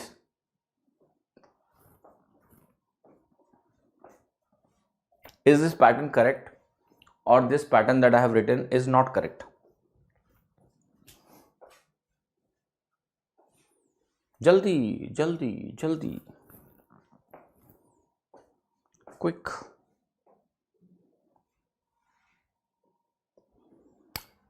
पांच 3 15, जैसे मैंने इसकी बात कर रहा हूं, अगर मैं एलसीएम लूंगा तो क्या 5 3 15 बनेगा? नहीं, ध्यान से देखो, इसको अगर तुम कंबाइन करोगे तो ये 1 इंटू 3 इंटू 5 जब बनेगा भैया, तो 3 तो दोनों में कॉमन है, तो ये बनेगा 5 माइनस 1, बनेगा कि नहीं बनेगा? ये बनेगा 5 और यहां 3 इंटू 5 ऑलरेडी आ गया, तो 5 माइनस 1 बना कि नहीं बना? Yes, right, simply it is 4, it is simply 4। यहां जब आप जाओगे तो देखो 5 5 कॉमन है कि नहीं है, ये 3 और 7 है, 4 बनेगा। हर जगह अगर आप इसको इस तरीके से ब्रेक करोगे, अगर आप इसको इस तरीके से ब्रेक करोगे तो you are going to get a term which is 4, which is equal to 4। अब देखो क्या होने वाला है, यहां पर मैं समझा रहा हूं, इसमें क्या होगा कि अगर आप इसको ऐसे लिखोगे तो ये ऐसे ऐसे कैंसिल हो जाएगा, पर आपको ये दिख गया कि सब में 1/4 बाहर आया है, सब में 1/4 बाहर आया कि नहीं आया? Yes, okay. अगर सब में 1/4 बाहर आएगा तो लास्ट में तुम्हें क्या मिलेगा बताओ? जो 20वां टर्म होगा, इसको बहुत ध्यान से देखना, 20वां टर्म आप कैसे लिखोगे? आप कहोगे 20वां टर्म अगर मुझे लिखना है तो 1/1 से शुरू करके मुझे देखना है 20वां ऑड नंबर क्या होगा, तो आप कहोगे वो 19 होगा। क्या 19 होगा? नहीं, 20वां ऑड नंबर आपका जो होता है वो होता है 20वां इवन नंबर 40 माइनस 1 39, तो ये बनेगा 39 इंटू 41 इंटू 43, ऐसा बनेगा। तो जब ये वैल्यू बनेगी तो लास्ट में जब आप आओगे ऐसे करके चलते जाओगे, ये अगले से कैंसिल होगा, तो आखिरी में आपको मिलेगा 1/39 इंटू 41 माइनस 1/41 इंटू 43, ये भी कैंसिल आउट हो जाएगा। So what you will be left with, that is very important to see, you will be simply left with 1/4, ठीक है, इंटू, देखो जब आप इसको ब्रेक कर रहे हो कैसे, 1 इंटू 3 और 1/3 इंटू 5, ये है आपका first part of first term, बहुत ध्यान से देखना, बचा, और लास्ट में तुम्हारा क्या बचा? लास्ट और second part of the last term minus this. So the pattern is very much clear, the only thing that you need to understand is this, कि यहां पर अब क्या आया? 4, which is 1/2 into 2, which is 1/2 into 2. So I will give you the formula, a general formula, but till then you just see कि यहां पर ये जो वैल्यू आई है, कॉमन डिफरेंस 2 है, तो ये 2 into 2 आया है, okay. So what is happening here? Let me show you what will happen, what you are going to get here in this case. So I am now going to explain that formula, what is happening. देखो, अगर तुमने यहां पर number of terms denominator में लिए हैं 1 2 3, लिए कि नहीं लिए, राइट? तो इसका जो पहला टर्म है वो a है, आखिरी टर्म है a plus 2d, right? So ultimately the difference between these two is 2d. तो यहां पर जो आपकी वैल्यू बनती है, ये बनती है 1/2d, पहली बात जो मैंने यहां पर लिख दिया. फिर अंदर जो बचता है वो बचता है कि पहले का पहला टर्म, तो पहले का पहला टर्म जब 3 टर्म इस पैटर्न में होंगे तो that will be, you have to take 2 terms at a time, minus आखिरी का लास्ट टर्म. आखिरी का जो लास्ट टर्म होगा तुम्हारा वो आपका ये होगा, आखिरी के 2 पकड़ने हैं आपको, a plus n d into a plus n plus 1 into d. आपको कुछ भी रटने की जरूरत नहीं है अभी, बस देखो क्या हो रहा है. Like this. Now what I am going to do, if I just simplify this, it will become 1/2d यहां पर. और बहुत सही देखो न्यूमरेटर में क्या होने वाला है. आप अगर इन को कॉमन बनाओगे तो देखो एक बहुत भयानक सा डिनोमिनेटर बनने जा रहा है यहां पर. The kind of pattern that you have used, it's a very भयानक pattern. Nobody will like to simplify it. No, getting my point और नॉट? क्या तुम इसको सिंप्लीफाई करना पसंद करोगे इस तरीके से कि मैं एलसीएम लूं, फिर मैं कहूं देखो यहां ए स्क्वायर बनेगा, यहां एडी बनेगा, यहां पर ए स्क्वायर बनेगा, यहां पर कुछ बनेगा. You can get a big formula, but again the problem is that you should not remember that many big formula. ये बहुत बड़ा एक्सप्रेशन आएगा. अगर आप याद करोगे तो yes you can, but I don't recommend it. What is important is that we see the pattern that we can write. Clear है सभी को? जैसे यहां पर हमने इसको ऐसे लिखा. अब मैं आपको एक और एग्जांपल देता हूं, फिर से समझाता हूं ताकि आपको बेहतर समझ में आए. You just see the pattern. देखो पिछले केस में मैंने फॉर्मूला इसलिए बताया क्योंकि वो आसान था, छोटा था. यहां पर हम फॉर्मूला बना सकते हैं, but it is going to be damn bigger. Damn bigger. Who is going to remember it? Not at all. Don't do that. Okay, करना है तो कर लो सिंप्लीफाई करके. So how you have to do the questions then? Let me show you. जैसे मैंने आपको बोला कि आपके पास वैल्यू आई 1 इंटू 3 इंटू 5. बहुत ध्यान से देखना, इसको जरा फिर से सॉल्व करते हैं. 1/3 इंटू 5 इंटू 7, 1/5 इंटू 7 इंटू 9, और ऐसे करके चलते जाओ. नंबर ऑफ टर्म्स तुम बता दो कितने, राइट? लेट अस से आपने बोला कि 20 टर्म्स है. वही सवाल जो है मैं फिर से समझाता हूं, लेकिन अभी मैं 10 टर्म्स के साथ समझाता हूं ताकि बस समझ लो तुम. अब देखो, अगर आपको 10वां टर्म लिखना है तो आपको nवां टर्म लिखना यहां आना चाहिए. क्यों? इंपॉर्टेंट है. तो आप अगर 10वां टर्म लिखना चाहते हो तो कैसे लिखोगे? आप क्या करो, पहले तो आप देखो 1 2 3 2 5, 2 का गैप है, यहां 3 5 है, यहां 3 5 है. Now what you see, I will see कि पहले में पहला टर्म जो आया वो क्या आया? First odd number. दूसरे में पहला टर्म क्या आया? Second odd number. तीसरे में पहला टर्म क्या आया? Third odd number. आया कि नहीं आया? यस. तो मैं क्या करूंगा, मैं कहूंगा यहां पर आएगा 10th ऑड नंबर, और 10th ऑड नंबर आपका 19 होता है. 10वां इवन नंबर 20 होता है, 20 माइनस 1 19 होता है. तो ये बनेगा 19, ये बनेगा 21 और ये बनेगा 23. बनेगा कि नहीं बनेगा? यस. अब आपको इसकी वैल्यू कैसे लिखनी है देखना ध्यान से. आपको सबसे पहले देखना है कि नंबर ऑफ टर्म्स कितने हैं? 3 हैं. अगर नंबर ऑफ टर्म्स आपके 3 होंगे तो यहां पर आपका आएगा 1/2d, राइट? और वो क्यों आएगा मैं बता चुका हूं. बेसिकली इसका और इसका जो अंतर होता है वो यहां डिनोमिनेटर में आता है. तो ये 1 और 5 का अंतर बेसिकली नॉट डी नहीं है. इसका अंतर डी है, इसका अंतर डी है, तो ये 2d बनता है. तो यहां पर मैंने क्या लिखा? 2 इंटू डी. वो D is the common difference of this AP जो बन रही है यहां पर 1 3 5 करके कहानी. अंदर आप जाओगे तो आप कहोगे जब मैं इसको ब्रेक करूंगा, चूंकि मेरे पास ये 3 टर्म है और ये 3 टर्म में मुझे ये कॉमन हटाना है, तो कोई भी टर्म आप जब लिखोगे तो वो इस फॉर्मेट में आएगा 1/1 इंटू 3 माइनस 1/3 इंटू 5. एक कोई सिंगल टर्म आप यूज करोगे. जब नीचे 3 होगा तो हम 2 में ब्रेक कर रहे हैं. तो सिनारियो ये बनेगा, आप ध्यान से देखोगे, जब ये कैंसिलेशन होता है तो आपको मिलेगा क्या? First part of first term minus second part of last term. ये आपका यहां अंदर बनेगा. तो आप कहोगे मेरा हो गया 1/2d इंटू पहले का पहला पार्ट बनेगा 1/1 into 3 minus 1 upon second part अगर बात करें तो 21 इंटू 23। इसको सॉल्व कर लो क्योंकि ये नंबर्स में है, आसानी से सॉल्व हो जाएंगे। सो आप कहोगे डी की वैल्यू मेरी यहाँ 2 है तो ये हो गया 1/4 और 1/4 इंटू अगर मैं इसको सॉल्व करूंगा तो मेरा एलसीएम कितना होगा? आप कहोगे तुम्हारा एलसीएम 21 इंटू 23 ही होगा कि नहीं होगा? ये 3 7 21 होता है। सो आप कहोगे ये वैल्यू होगी मेरी 23 इंटू 7 यहां पर जो एलसीएम लेने के बाद बनेगा और यहां पर वैल्यू आपकी होगी 1। तो आपकी जो फाइनल कैलकुलेशन है वो कितनी बनी? 7 दूनी 14 7 त्रिक 161 माइनस 1 कितना हो गया आपका? 160 और इसको डिवाइड करोगे तो ये बनेगा 40 और ये बनेगा 21 का स्क्वायर 441 प्लस 21 तैया सॉरी 21 दूना 42 तो ये हो गया 483। That's your answer. ठीक है, clear? Are you getting this और not? What is important to know this? First part of first term minus second part of last term. Clear हुआ सभी को? फिर मैं आपको एक और एग्जांपल देता हूं, आपको और बेहतर समझ में आएगा। ठीक है, मैं चलता हूं, आपको अगला एग्जांपल देता हूं। एग्जांपल के साथ क्लैरिटी आप ले लो इसमें।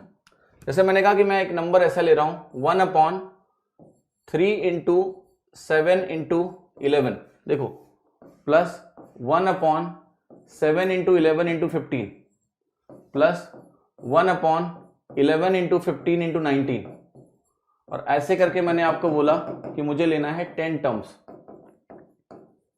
ठीक है, कैसे करोगे? देखो आप कहोगे पहले 10वां टर्म लिखो। कैसे लिखोगे? आप कहोगे कि सबसे पहले इसका पहला टर्म पकड़ते हैं। पहले तो आपको पैटर्न देखना है कि वो है कि नहीं है। 3 7 11 3 4 7 4 11 इक्वल डिफरेंस है। यस। क्या ऐसा सारे टर्म है? यस। 4 4 का अंतर है। यस। फिर यहां पर 7 इंटू 11 अगर डिनोमिनेटर में 3 टर्म है तो आखिरी के 2 टर्म यहां पहले के 2 टर्म होने चाहिए। Right, that's the pattern. तो आप कहोगे अब मैं क्या करूंगा, इसको कैसे सॉल्व करूंगा? पहले मुझे लास्ट टर्म देखना पड़ेगा। लास्ट टर्म अगर मुझे देखना है तो मैं कहूंगा यहां 3 है, पहले टर्म में 3 है, मतलब अगर मैं टर्म 1 की बात करूं तो उसमें 3 आ रहा है डिनोमिनेटर में। टर्म 2 में डिनोमिनेटर में 7 आ रहा है। टर्म 3 में डिनोमिनेटर में कितना आ रहा है? 11 आ रहा है।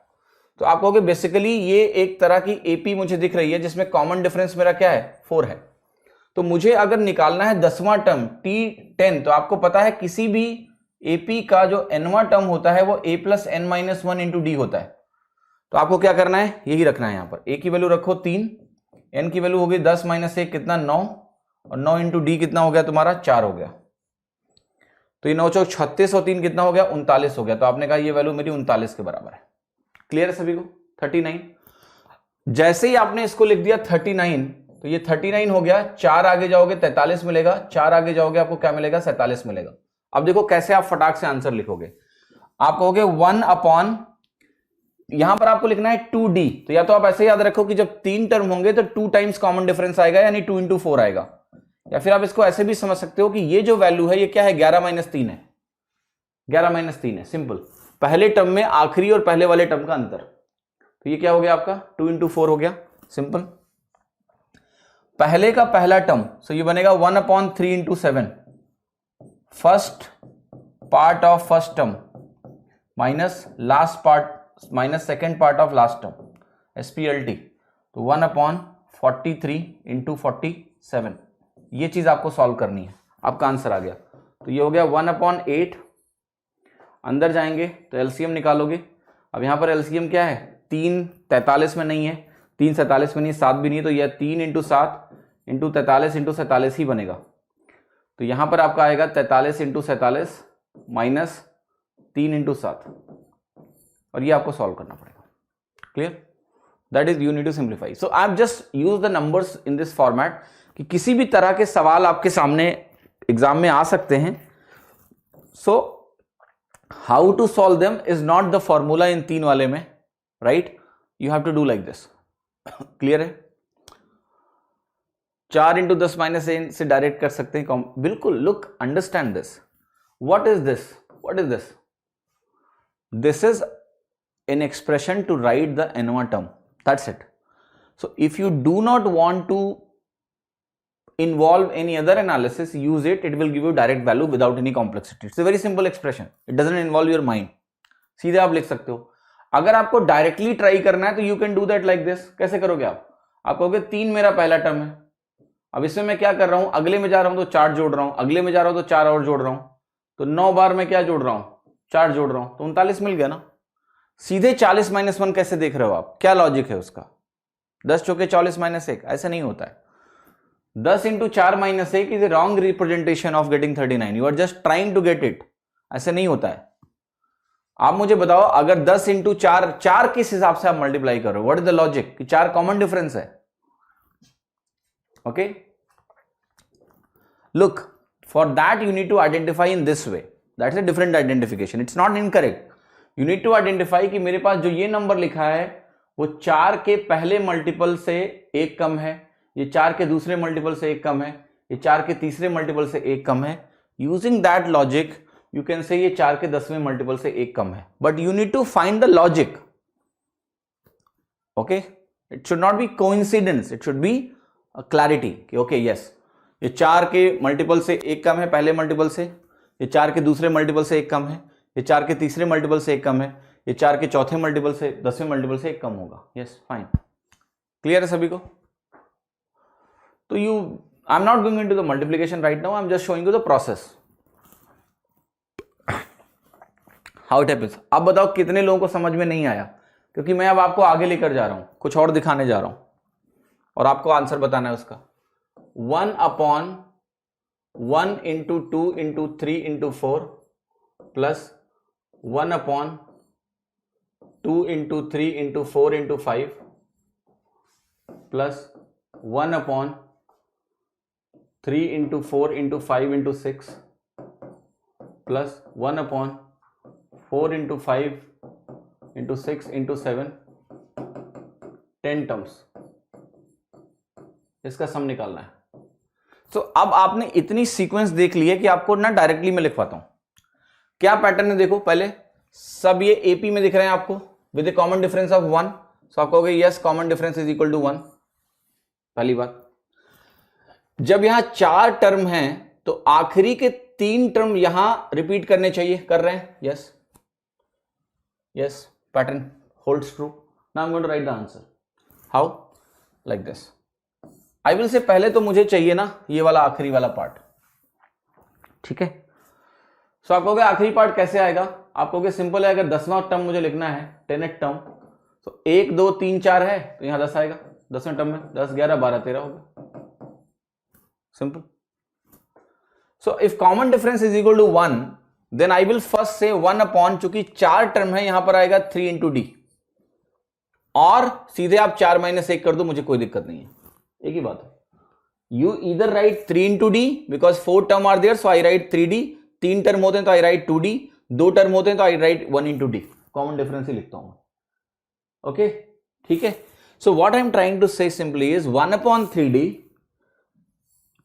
इंटू, आगे क्या करोगे जब इसको तुम ब्रेक करने जाओगे, तो चूंकि ये देखो 3 3 दिख रहा है आपको, you will be breaking it as a 3 term at a time, 3 term at a time.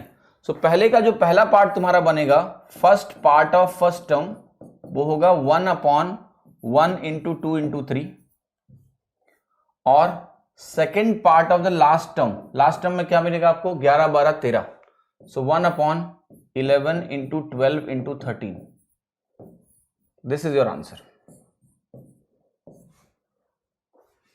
Clear है सभी को? जल्दी बताओ, इज इट फाइन और not? First part of first term, second part of the last term, that's the answer. Clear है? जहां पर D की वैल्यू क्या है, डी यहां पर 1 है, डी हमारा 1 है, you can put d is equal to 1। Now I am going to give you one more example, let's at least see that can we write the expressions और नॉट।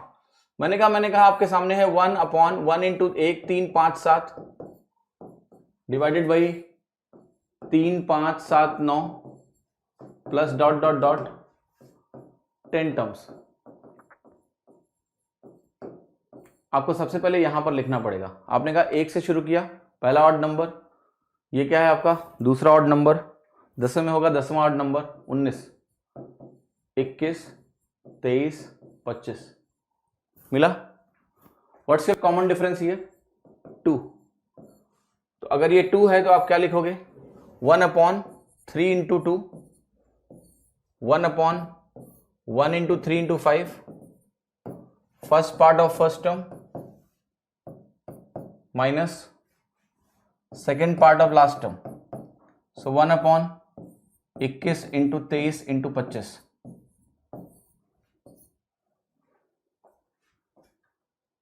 करेक्ट है कि नहीं है?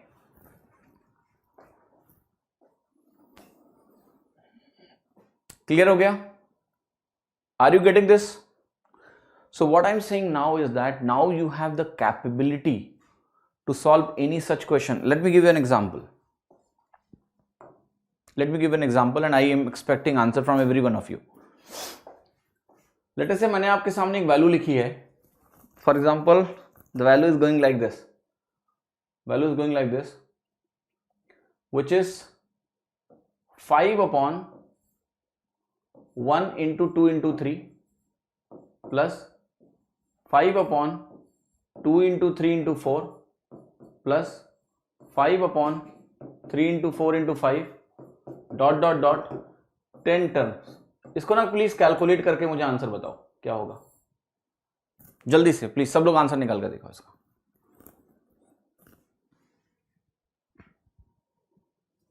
देखिए GP, Sachin do not speculate unnecessarily please, कि GP में होगा क्या होगा, मैं जीपी बताऊंगा तो कहोगे एचपी में होगा तो क्या होगा, फिर कहोगे सर कुछ भी नहीं हो तो क्या होगा. So that things never end. We have to go with exam perspective only, not research perspective. तो जितना मैं बताऊंगा उतना ही देखना है आपको, right? Mathematics is about patterns. There are infinite patterns, you can not change them. You have to only chase them what is needed. Okay, so don't speculate unnecessarily. जितना जरूरत होगी मैं खुद ही बता दूंगा, इतना विश्वास रखो. जो नहीं होगी वो नहीं बताऊंगा. Quickly please do it.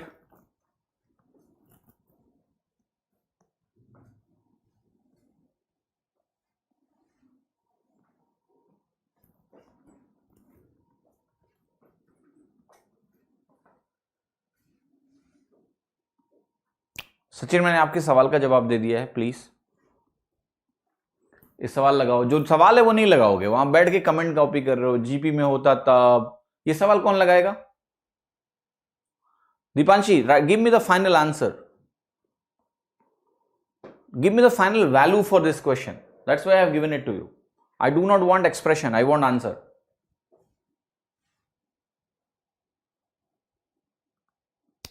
Okay, Diksha Goyal is getting 325/264. Naresh का भी यही आंसर है.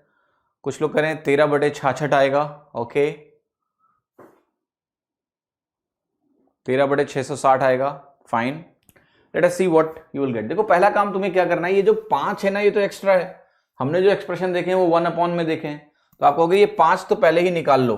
5 इंटू क्या आएगा उसकी बात कर लेते हैं. सो आपने कहा ये वैल्यू जो आएगी 1/2d वाला चीज बनेगा. देखो जहां पर d तुम्हारा क्या है, 1 है. तो मैं बेसिकली इसको क्या लिखने जा रहा हूं, 1/2 × 1. यहां आपको समझना है कि ये 1 क्या है, d = 1 है, कॉमन डिफरेंस वाला. फिर आप कहोगे जब अंदर आप जाओगे तो आप क्या करोगे, अंदर जाओगे, चूंकि 3 टर्म आपने लिए हैं तो 2 कॉमन है, तो 2 की वैल्यू लिखोगे. फर्स्ट का फर्स्ट पार्ट ये होगा 1/1 × 2. अब आखिरी टर्म पहले लिखो. तो आपने कहा पहले में अगर 1 2 3 आया है तो आखिरी 10वें में क्या आएगा, 10 11 12 आएगा. तो ये बनेगा 10 तो छोड़ देंगे, 11 × 12 बनेगा. तो the value that you have is 5/2 into 1/2 minus 1/, ये क्या है आपका 11 × 12 132 होता है. तो ये हो गया 5/2 इंटू, ये बनेगा 66, क्योंकि 2 × 66 बनेगा, माइनस 1 डिवाइडेड बाई 132. ठीक है. तो ये वैल्यू आपकी हो गई 5 × 65 डिवाइडेड बाई 5 × 65 डिवाइडेड बाई 264.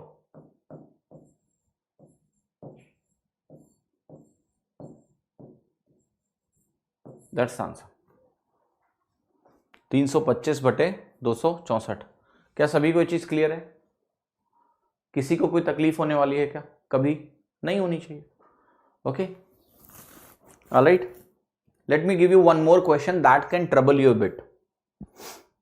जैसे मैंने आपको एक सवाल दिया है और वो सवाल कुछ ऐसा दिया है, वो सवाल मैंने ऐसा दिया है आपको कि यह है 2/3 8 13।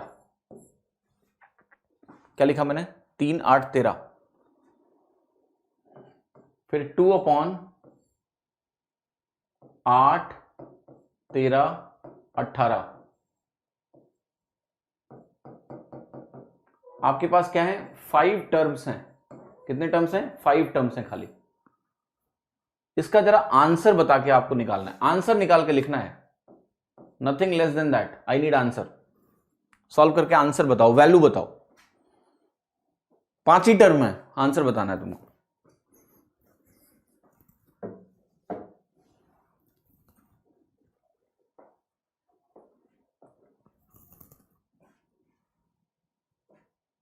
Quick please.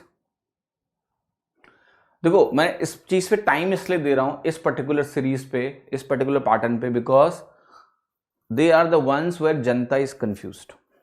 ठीक है, वो कुछ चीजें रट भी लेते हैं बट एग्जाम में नहीं लगती उनसे। तो आई थॉट कि इसको इतना बेहतर एक्सप्लेन किया जाना चाहिए कि तुम्हें कंफ्यूजन नाम की कोई चीज नहीं होनी चाहिए। Simple, you just see it and mark the answer. Alright, please.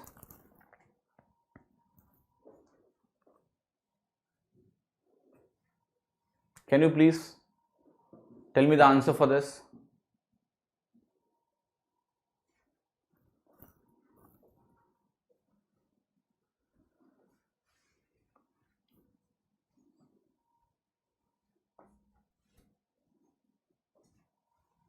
Answer, final answer. I don't need expression now. When I say answer means it is exam वाला सवाल होता, यही तुम्हें एग्जाम में मिल जाए, you never know। ठीक है, तो I want answer so that you can estimate कि how much calculation it will involve। तो एग्जाम में जब ऐसा सवाल आएगा तो मैं इसको 3 टर्म अगर नीचे होंगे तो मैं इसको थोड़ा लेट करूंगा, सेकेंड राउंड में करूंगा या जो भी है। So I want final answer. Quick, please give me the final answer.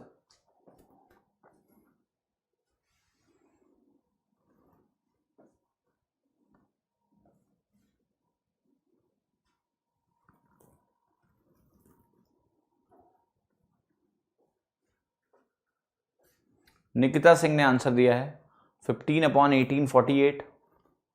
कुशल तिवारी 229/27720। प्रणव शर्मा 15/1848।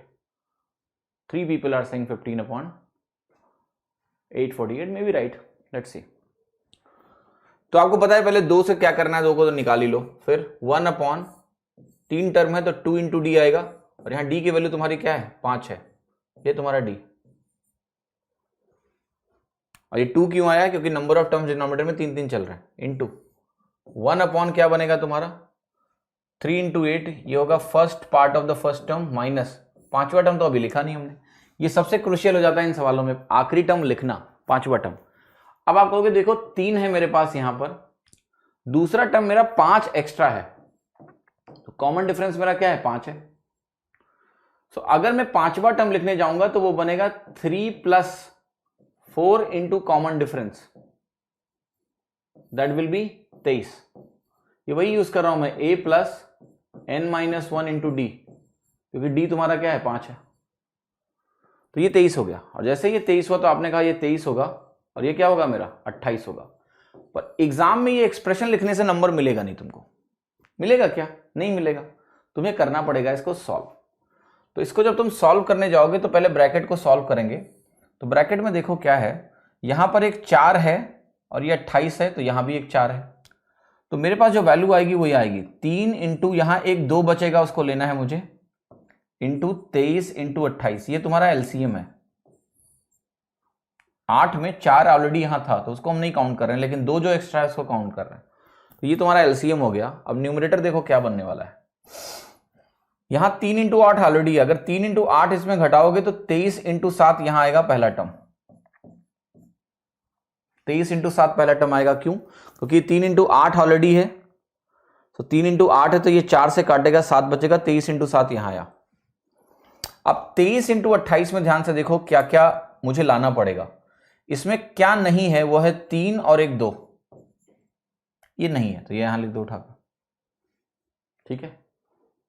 अच्छा 28 के साथ गड़बड़ किया क्या मैंने? 1 मिनट रुक जाना जरा। पहला टर्म 3 है प्लस 5 चौके 20, 23 ही होगा ना, 28 कहां से होगा? पांचवा टर्म मैंने मिस्टेक किया है, कहां गड़बड़ी बताओ ना। a plus n minus 1 into D अगर मैं कर रहा हूं तो n माइनस 1 4 ही होगा ना, 23 ही आ रहा है, कहां से आपका 28 आ रहा है? अच्छा अच्छा अच्छा, सही बात है, बिल्कुल सही बात है, क्योंकि वो सेकेंड पार्ट नहीं लिखा है मैंने, सही पकड़ा तुमने।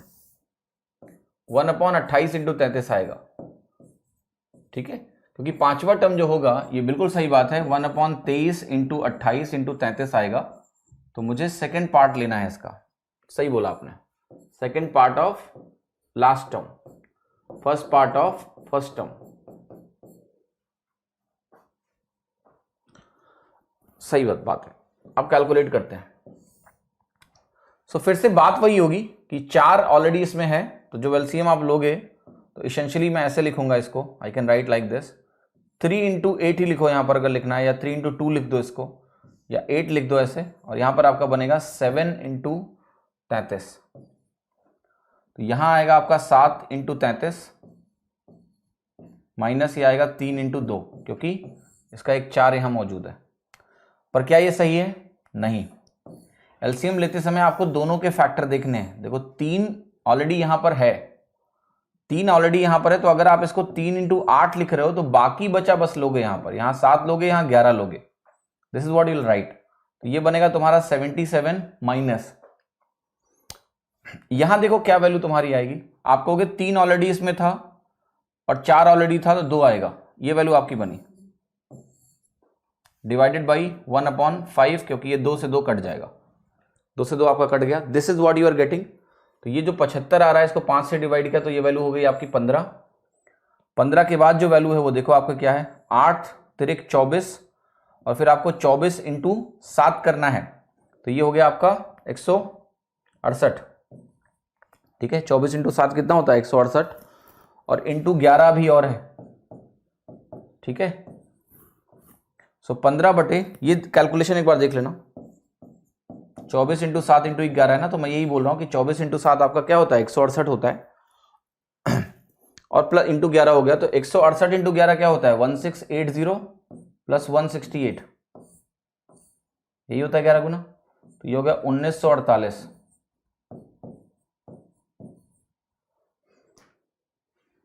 क्या ये करेक्ट है? Please check if it is right or wrong. Still wrong. It seems correct.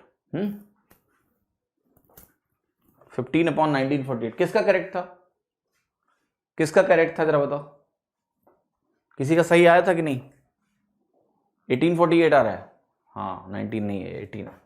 कुछ लोगों ने सही उत्तर दिया था शुरुआत में ही, बिल्कुल सही, this was correct. Okay, now understand this one point, look, even if you know this question, even if you know how to write, okay, what is most important is that getting this answer right in exam. You know the concept, you know everything, you wrote the expression, but until you get this you will not get marks. समझ में आया मेरी बात कि नहीं? इसलिए इस पे जरूर काम करिए।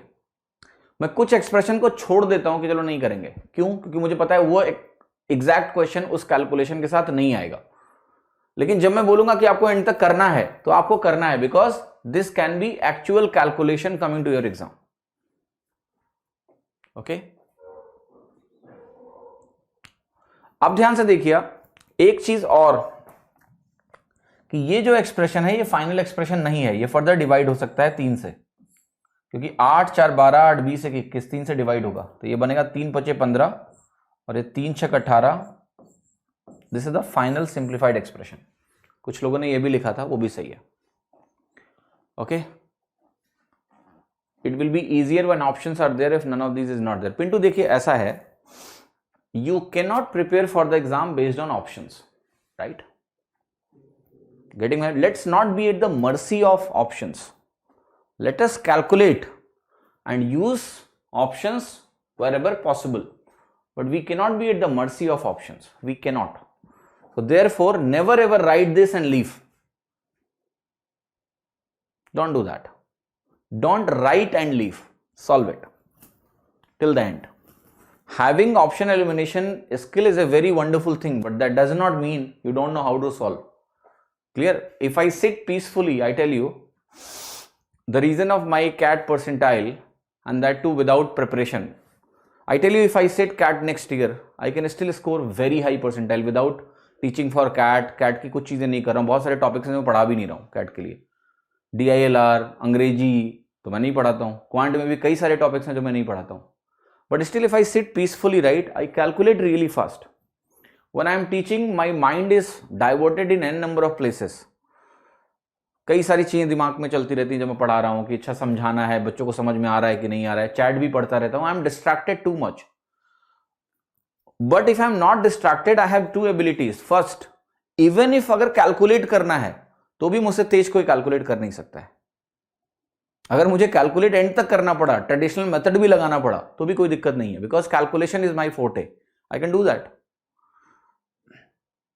That does not make me weak, that makes me deadly. Why? Because देखो मेरे को कैलकुलेशन आती है, मेरे को अप्रॉक्सीमेशन आती है, मुझे ऑप्शन एलिमिनेट करना आता है, मुझे सब आता है. और best case worst case scenario क्या है? वर्स्ट केस सिनारियो क्या है कि तुम्हें ऑप्शन एलिमिनेशन का मौका नहीं मिलेगा. वर्स्ट केस सिनारियो क्या है कि तुम्हें अप्रॉक्सीमेशन का मौका नहीं मिलेगा. यही तो वर्स्ट केस सिनारियो है. वहां भी मुझे कोई दिक्कत नहीं है. ठीक है, मे बी मुझे उस समय पेपर में थोड़ा ज्यादा टाइम लगेगा, that's it.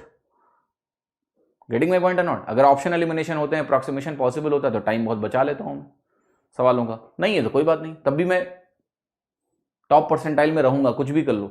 So this is the ability that you need to develop. Option elimination is a very good add on. It is a very good add-on. Approximation is a very good add-on. It will empower you. Okay? It will empower you. समझ में आई मेरी बात की नहीं? Okay? So, what you see me doing here and when I sit peacefully to solve question, it's entirely different scenario. Because वहां मैं focused हूं, यहां मैं focused नहीं रहता हूं. 50 चीजें होती है, एक टीचर जब पढ़ा रहा होता है ना, so focus on communication, focus on chat, बहुत सारी चीजें होती हैं. But if you are focused as a student, you have to be killing in calculation. बहुत तेज करना होता है सब कुछ, और हो जाएगा, धीरे धीरे प्रैक्टिस करोगे. ठीक है, ये कितने लोगों को समझ में आया? हाँ, कुछ सवाल कर लें आज, कुछ सवाल कर लेते हैं. बाकी कई सारी चीजें हम सवालों के थ्रू देखेंगे, तो आपको टेंशन लेने की आवश्यकता नहीं है. कैलकुलेशन स्किल के लिए देखो, पहले तो कैलकुलेट करना पड़ेगा. कहीं भी मौका मिले वहां कैलकुलेशन करो. परेशानी हो रही है, होने दो.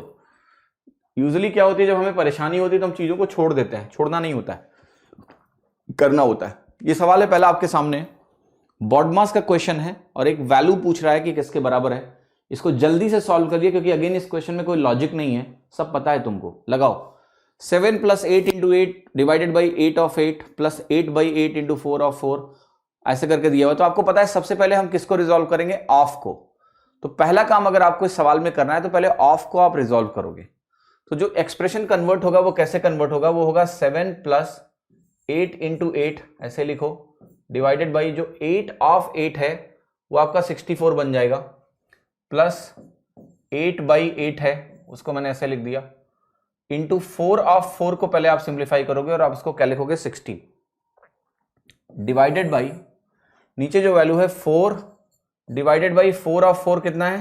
16 है आपका, plus 4 × 4 divided by 4 minus 4/4 of 2. I will write as 8. Clear? Fine. Now understand this. अब जो वैल्यू आपके सामने लिखी है, आपको पता है कि अब प्रायोरिटी ऑर्डर में अगर हम ध्यान से देखें, सो पहले हमें क्या करना पड़ेगा? इसमें और कोई ऑपरेशन बचा नहीं। ऑफ की हाईएस्ट प्रायोरिटी होती है out of the given operations जितने भी दिए हुए हैं इस क्वेश्चन में, ऑफ को रिजॉल्व कर दिया हमने। अब हम क्या करेंगे, मल्टीप्लीकेशन और डिवीजन देखेंगे। क्यों? क्योंकि यही होता है ना, ऑफ के बाद BODMAS, डिवीजन, मल्टीप्लीकेशन। और डिवीजन मल्टीप्लीकेशन में कोई प्रेफरेंस नहीं होती, लेफ्ट टू राइट करके चलना होता है। तो फिर हम सम और डिफरेंस निकालेंगे, ध्यान रखना। तो आप कहोगे कि पहले अब मुझे लेफ्ट टू राइट जाना है, जहां डिवीजन मल्टीप्लीकेशन दिखेगा वो करना है। तो आप कहोगे 7 प्लस ये 64 है, मल्टीप्लाई करोगे पहले, फिर डिवाइड करोगे। 64 बटा 64 कितना हो गया? 1 हो गया, लिख दिया। प्लस 8/8 क्या होगा? 1 इंटू 16 कितना हो गया आपका? 16 हो गया। 4/16 कितना हो गया तुम्हारा? 1/4 हो गया। प्लस ये हो गया 16/4 कितना हो गया? 4 माइनस 4/8 कितना हुआ? 1/2, राइट। ये कितना आ रहा है आपका? 30 आ रहा है, 30 आ गया। अब जरा बताओ ये वैल्यू किसके बराबर है आपका?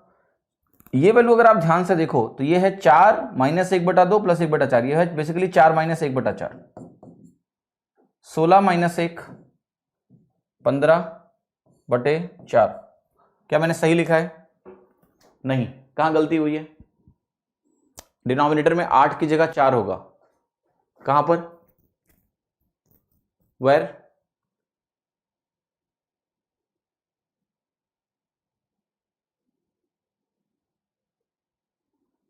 कहां गलती हुई है? प्लीज कंफर्म कर दें एक बार। Where I missed something, please यहां बताना कहां गड़बड़ी हुई है। Where is the mistake?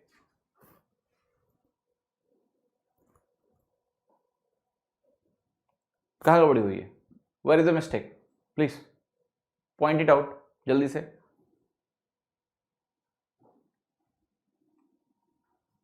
Where is the mistake? कुछ तो मैंने छोड़ दिया है, कुछ तो गड़बड़ी हुई है ना? तो वो गड़बड़ी कहां हुई है पकड़ो। 24 ऊपर होगा, हाँ 30 कहां से आ गया? ये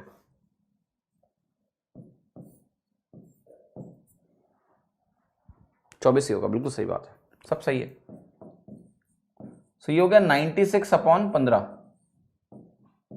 6.4, option D, which is option D, which is the correct answer here.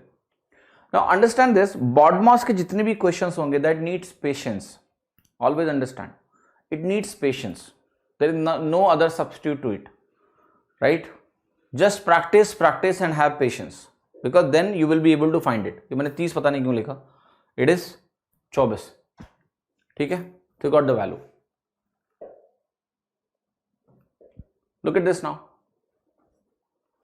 Now this question is based on basically finding the square roots. हमने स्क्वायर रूट का डिस्कशन किया हुआ है, उसी फॉर्मेट से हम इसका स्क्वायर रूट निकालेंगे।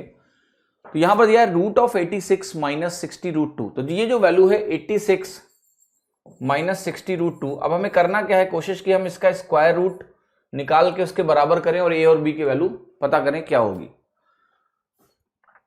अब जरा मुझे बताओ कि 86 माइनस 60√2 अगर मेरे सामने लिखा हुआ है तो मैं कहूंगा सबसे पहले मैं इसको ऐसे ब्रेक करूंगा, 2√AB टाइप, तो 2 बनेगा। अब यहां से 30 मैंने अंदर निकाला, 30 निकाला और अंदर गया तो ये 900 बना आपका। बना कि नहीं बना? 30 लिया और अंदर डाल दिया तो 30 का स्क्वायर हो गया 900। अब ये वैल्यू होगी मेरी -2 इंटू रूट 1800 और ये वैल्यू मेरी कितनी है? 86। अब मुझे इसको दो ऐसे नंबरों में ब्रेक करना है, दो ऐसे नंबरों में इसको मुझे ब्रेक करना है कि इसका प्रोडक्ट मुझे 1800 मिल जाए, ठीक है, क्लियर, और उसका सम मुझे यहां 46 मिल जाए। Can you tell me 2 numbers like this जहां पर ऐसा होता है? जल्दी, क्या वो नंबर 36 और 50 हैं? यस, 50 और 36 दो ऐसे नंबर हैं जिनका प्रोडक्ट जो होता है ये क्या होता है? ये होता है आपका 1800, ओके, और 50 और 36 का जो सम होता है वो 86 होता है। तो इसका मतलब ये हो गया सिंपली कि this number can be written as square root of 50 minus square root of 36 का होल स्क्वायर। तो ये जो नंबर है तुम्हारे सामने लिखा हुआ, दिस इज दिस,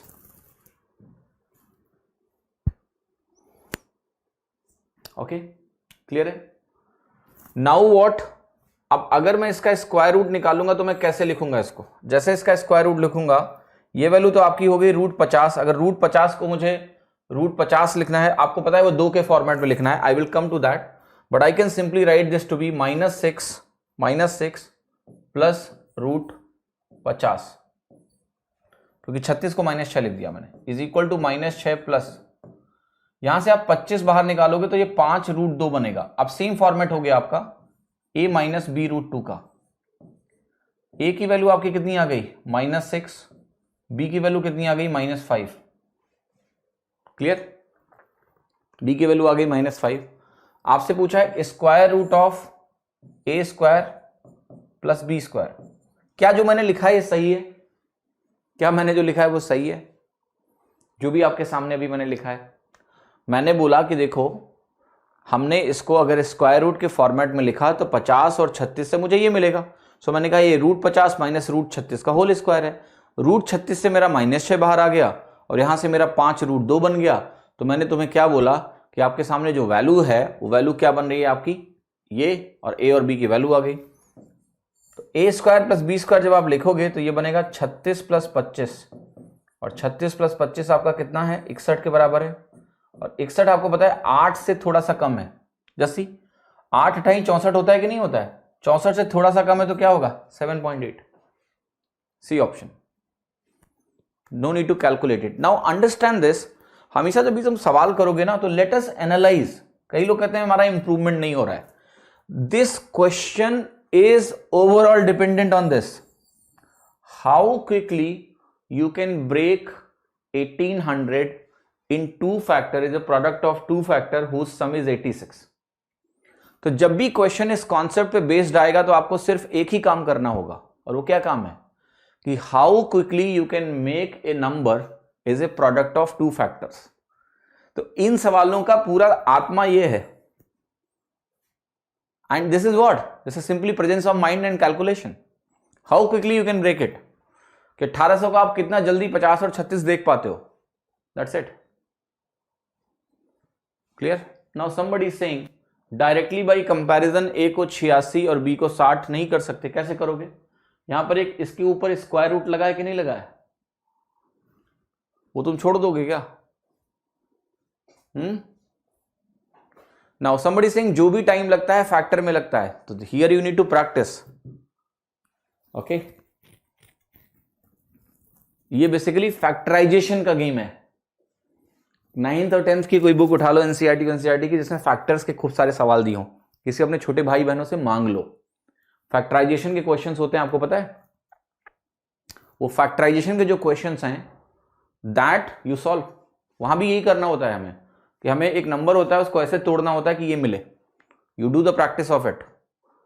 मैं बताऊं आपको, एक ही चीज में मास्टर था 9th में, वो यही था, आई थिंक 9th क्लास थी वो, कि फैक्टराइजेशन मुझे दे दो तुम किसी भी नंबर का, any 2 complex numbers, I can quickly break it and find out कि कौन से नंबर इसको बनाएंगे। बहुत तेज करता था, एक ही चीज आती थी तमीज की, जो मुझे लगता है आगे चल के भी काम आई, बाकी तो कोई चीज तमीज की आती नहीं थी, ठीक है, clear. So this ability you can develop from the class 9th की प्रैक्टिस कर लो, फैक्टर्स निकाल लो, ओके, मेक सेंस सभी को, क्लियर है? तो you always identify that in any question where you can consume or waste time, this, because there is no trick for this, it's pure mind work, it's pure permutation and combination, okay। समझ में आई मेरी बात? तो प्रयास करो, लग जाओ इस पे और कोशिश करो कि कैसे होगा, how to convert this as a product of 2 numbers which gives you 86। अब देखिए ये सवाल है, सिंप्लीफिकेशन में है, बट आपको इसका कॉन्सेप्ट नंबर सिस्टम में ही बता दिया गया है, तो इसका आंसर बता दो सभी लोग कि क्या होगा। 22.4 के ऊपर एक बार,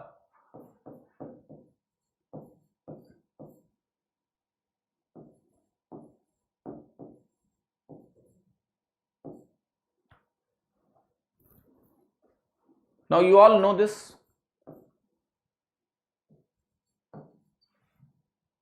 okay, I can write these numbers as this also, right or wrong? Yes, I can write this, without any challenge, या दे कैन बी रिटन। सो मैंने जो नंबर्स दिए उनको चेंज कर दिया इस फॉर्मेट में चेंज कर दिया। अब जरा बताओ इसको, पहले इन दोनों को जोड़ लो। अगर आप इन दोनों को जोड़ोगे तो मैं आपसे एक सवाल पूछ रहा हूं, ये 33 मिलेगा कि नहीं? यस 33 मिलेगा, तो ये तो कैंसिल आउट हो जाएगा, आप कहोगे हाँ। अब जरा इनको बहुत ध्यान से देखो, ये जो 67 तुम्हारे पास है और जो 44 आपके पास है, इन दोनों को मैं जोड़ने जा रहा हूं, मुझे मिलेगा 111।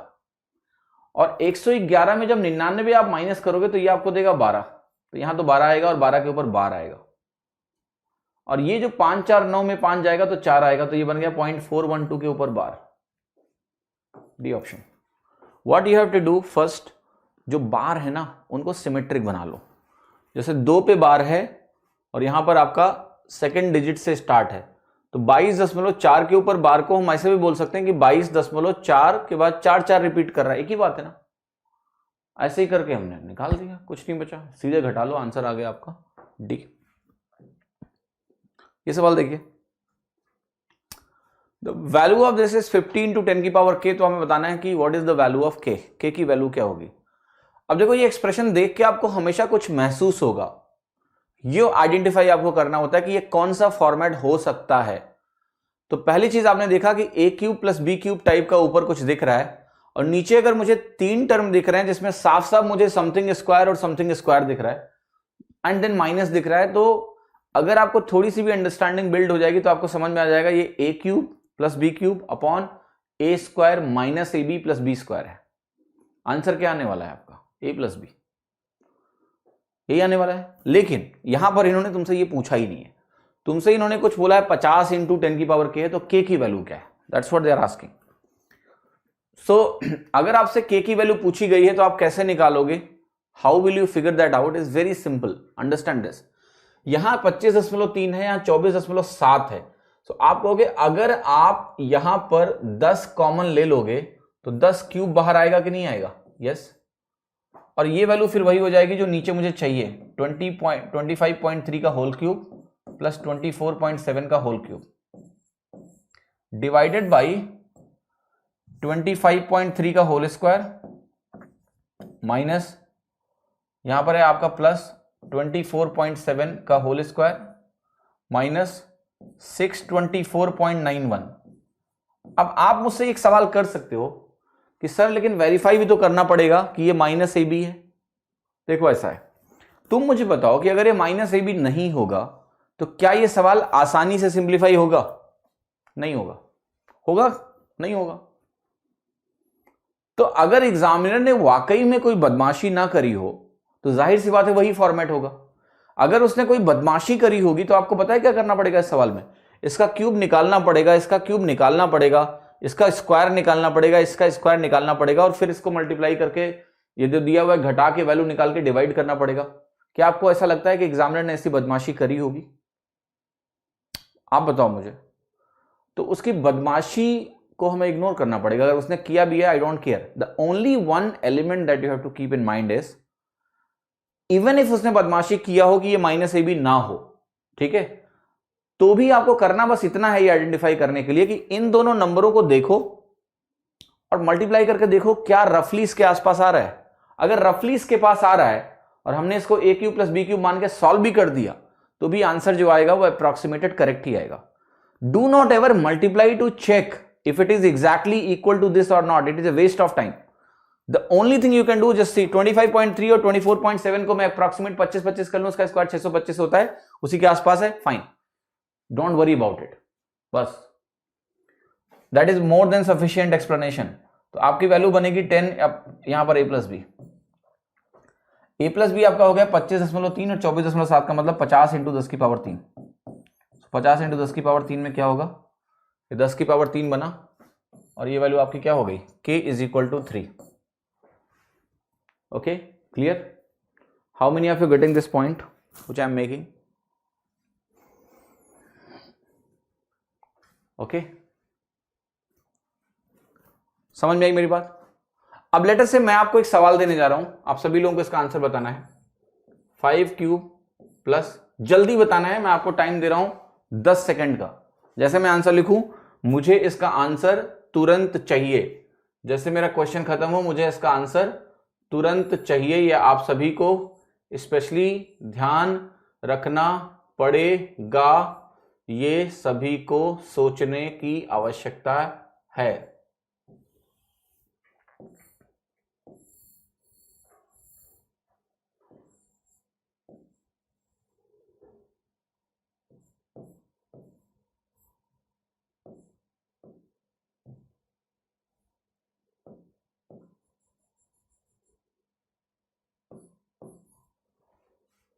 चलो इसकी वैल्यू निकालो कितनी है,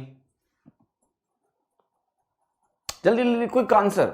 मैंने सवाल लिखा, मुझे आंसर चाहिए जल्दी। What's the answer here please?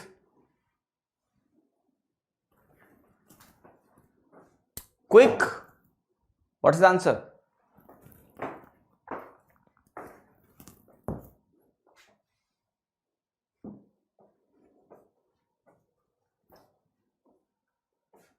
आठ आ रहा है, ओके। कितने लोगों ने बोला इसका आंसर 8 आएगा? 8, और 8 आपका गलत है। क्यों? इसका रीजन बता रहा हूं मैं। What you are thinking is this is a square, this is b square, but this is not minus ab। Understand this, minus ab जो आपका होगा यहां पर वो 15 के बराबर होगा, यहां 10 लिखा हुआ है। क्लियर? ठीक है। नाउ अंडरस्टैंड दिस, जब सवाल इतना छोटा होगा, सवाल अगर इतना छोटा है, आपको ब्लाइंड नहीं होना है। वन आई से इग्नोर, इग्नोर का मतलब पता है क्या होता है? somebody who is conscious is willingly ignoring, but there are some people who are actually blind, they don't see it। वो ब्लाइंड हो जाते हैं, उन्होंने कहा अच्छा ऐसा करना है तो ऐसा ही करेंगे। यहां वैल्यू जब छोटी हैं तो यू कैन सी कि ओके अगर ये बराबर नहीं है, और 15 और 10 में आपको पता है कितने का अंतर है? इट्स ए बिग डिफरेंस, 50% का डिफरेंस है ये। सो what you will say, you will say it is 125 plus 27 divided by 24। तो ये वैल्यू तुम्हारी है 152/24। ओके, 6 से डिवाइड करोगे 6 चौके 24 आएगा, और 6 दूनी 12, 6 से नहीं सॉरी, ये किससे डिवाइड हो रहा है? 4 से डिवाइड हो रहा है, 8 से भी डिवाइड हो रहा था, है ना? 8 से डिवाइड करो ना, 8 3 24, 19/3 आया, कितना है ये?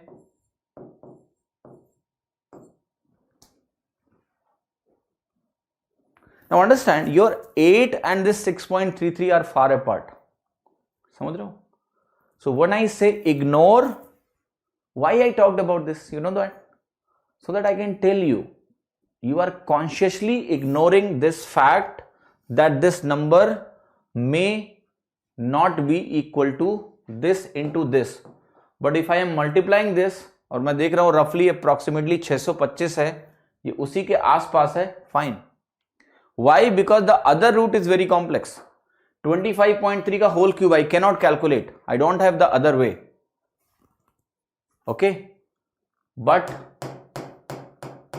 here I can easily calculate. 5 cube I can calculate, 3 cube I can calculate. And जब आप खुद देखो कि नंबर्स छोटे छोटे होते हैं तो डिनोमिनेटर में 5 का चेंज एक बड़ा इंपैक्ट डालता है। यहां नंबर बड़े बड़े हैं, when numbers are bade the impact will be lesser. That's why here knowingly we will ignore and here we will not ignore at all.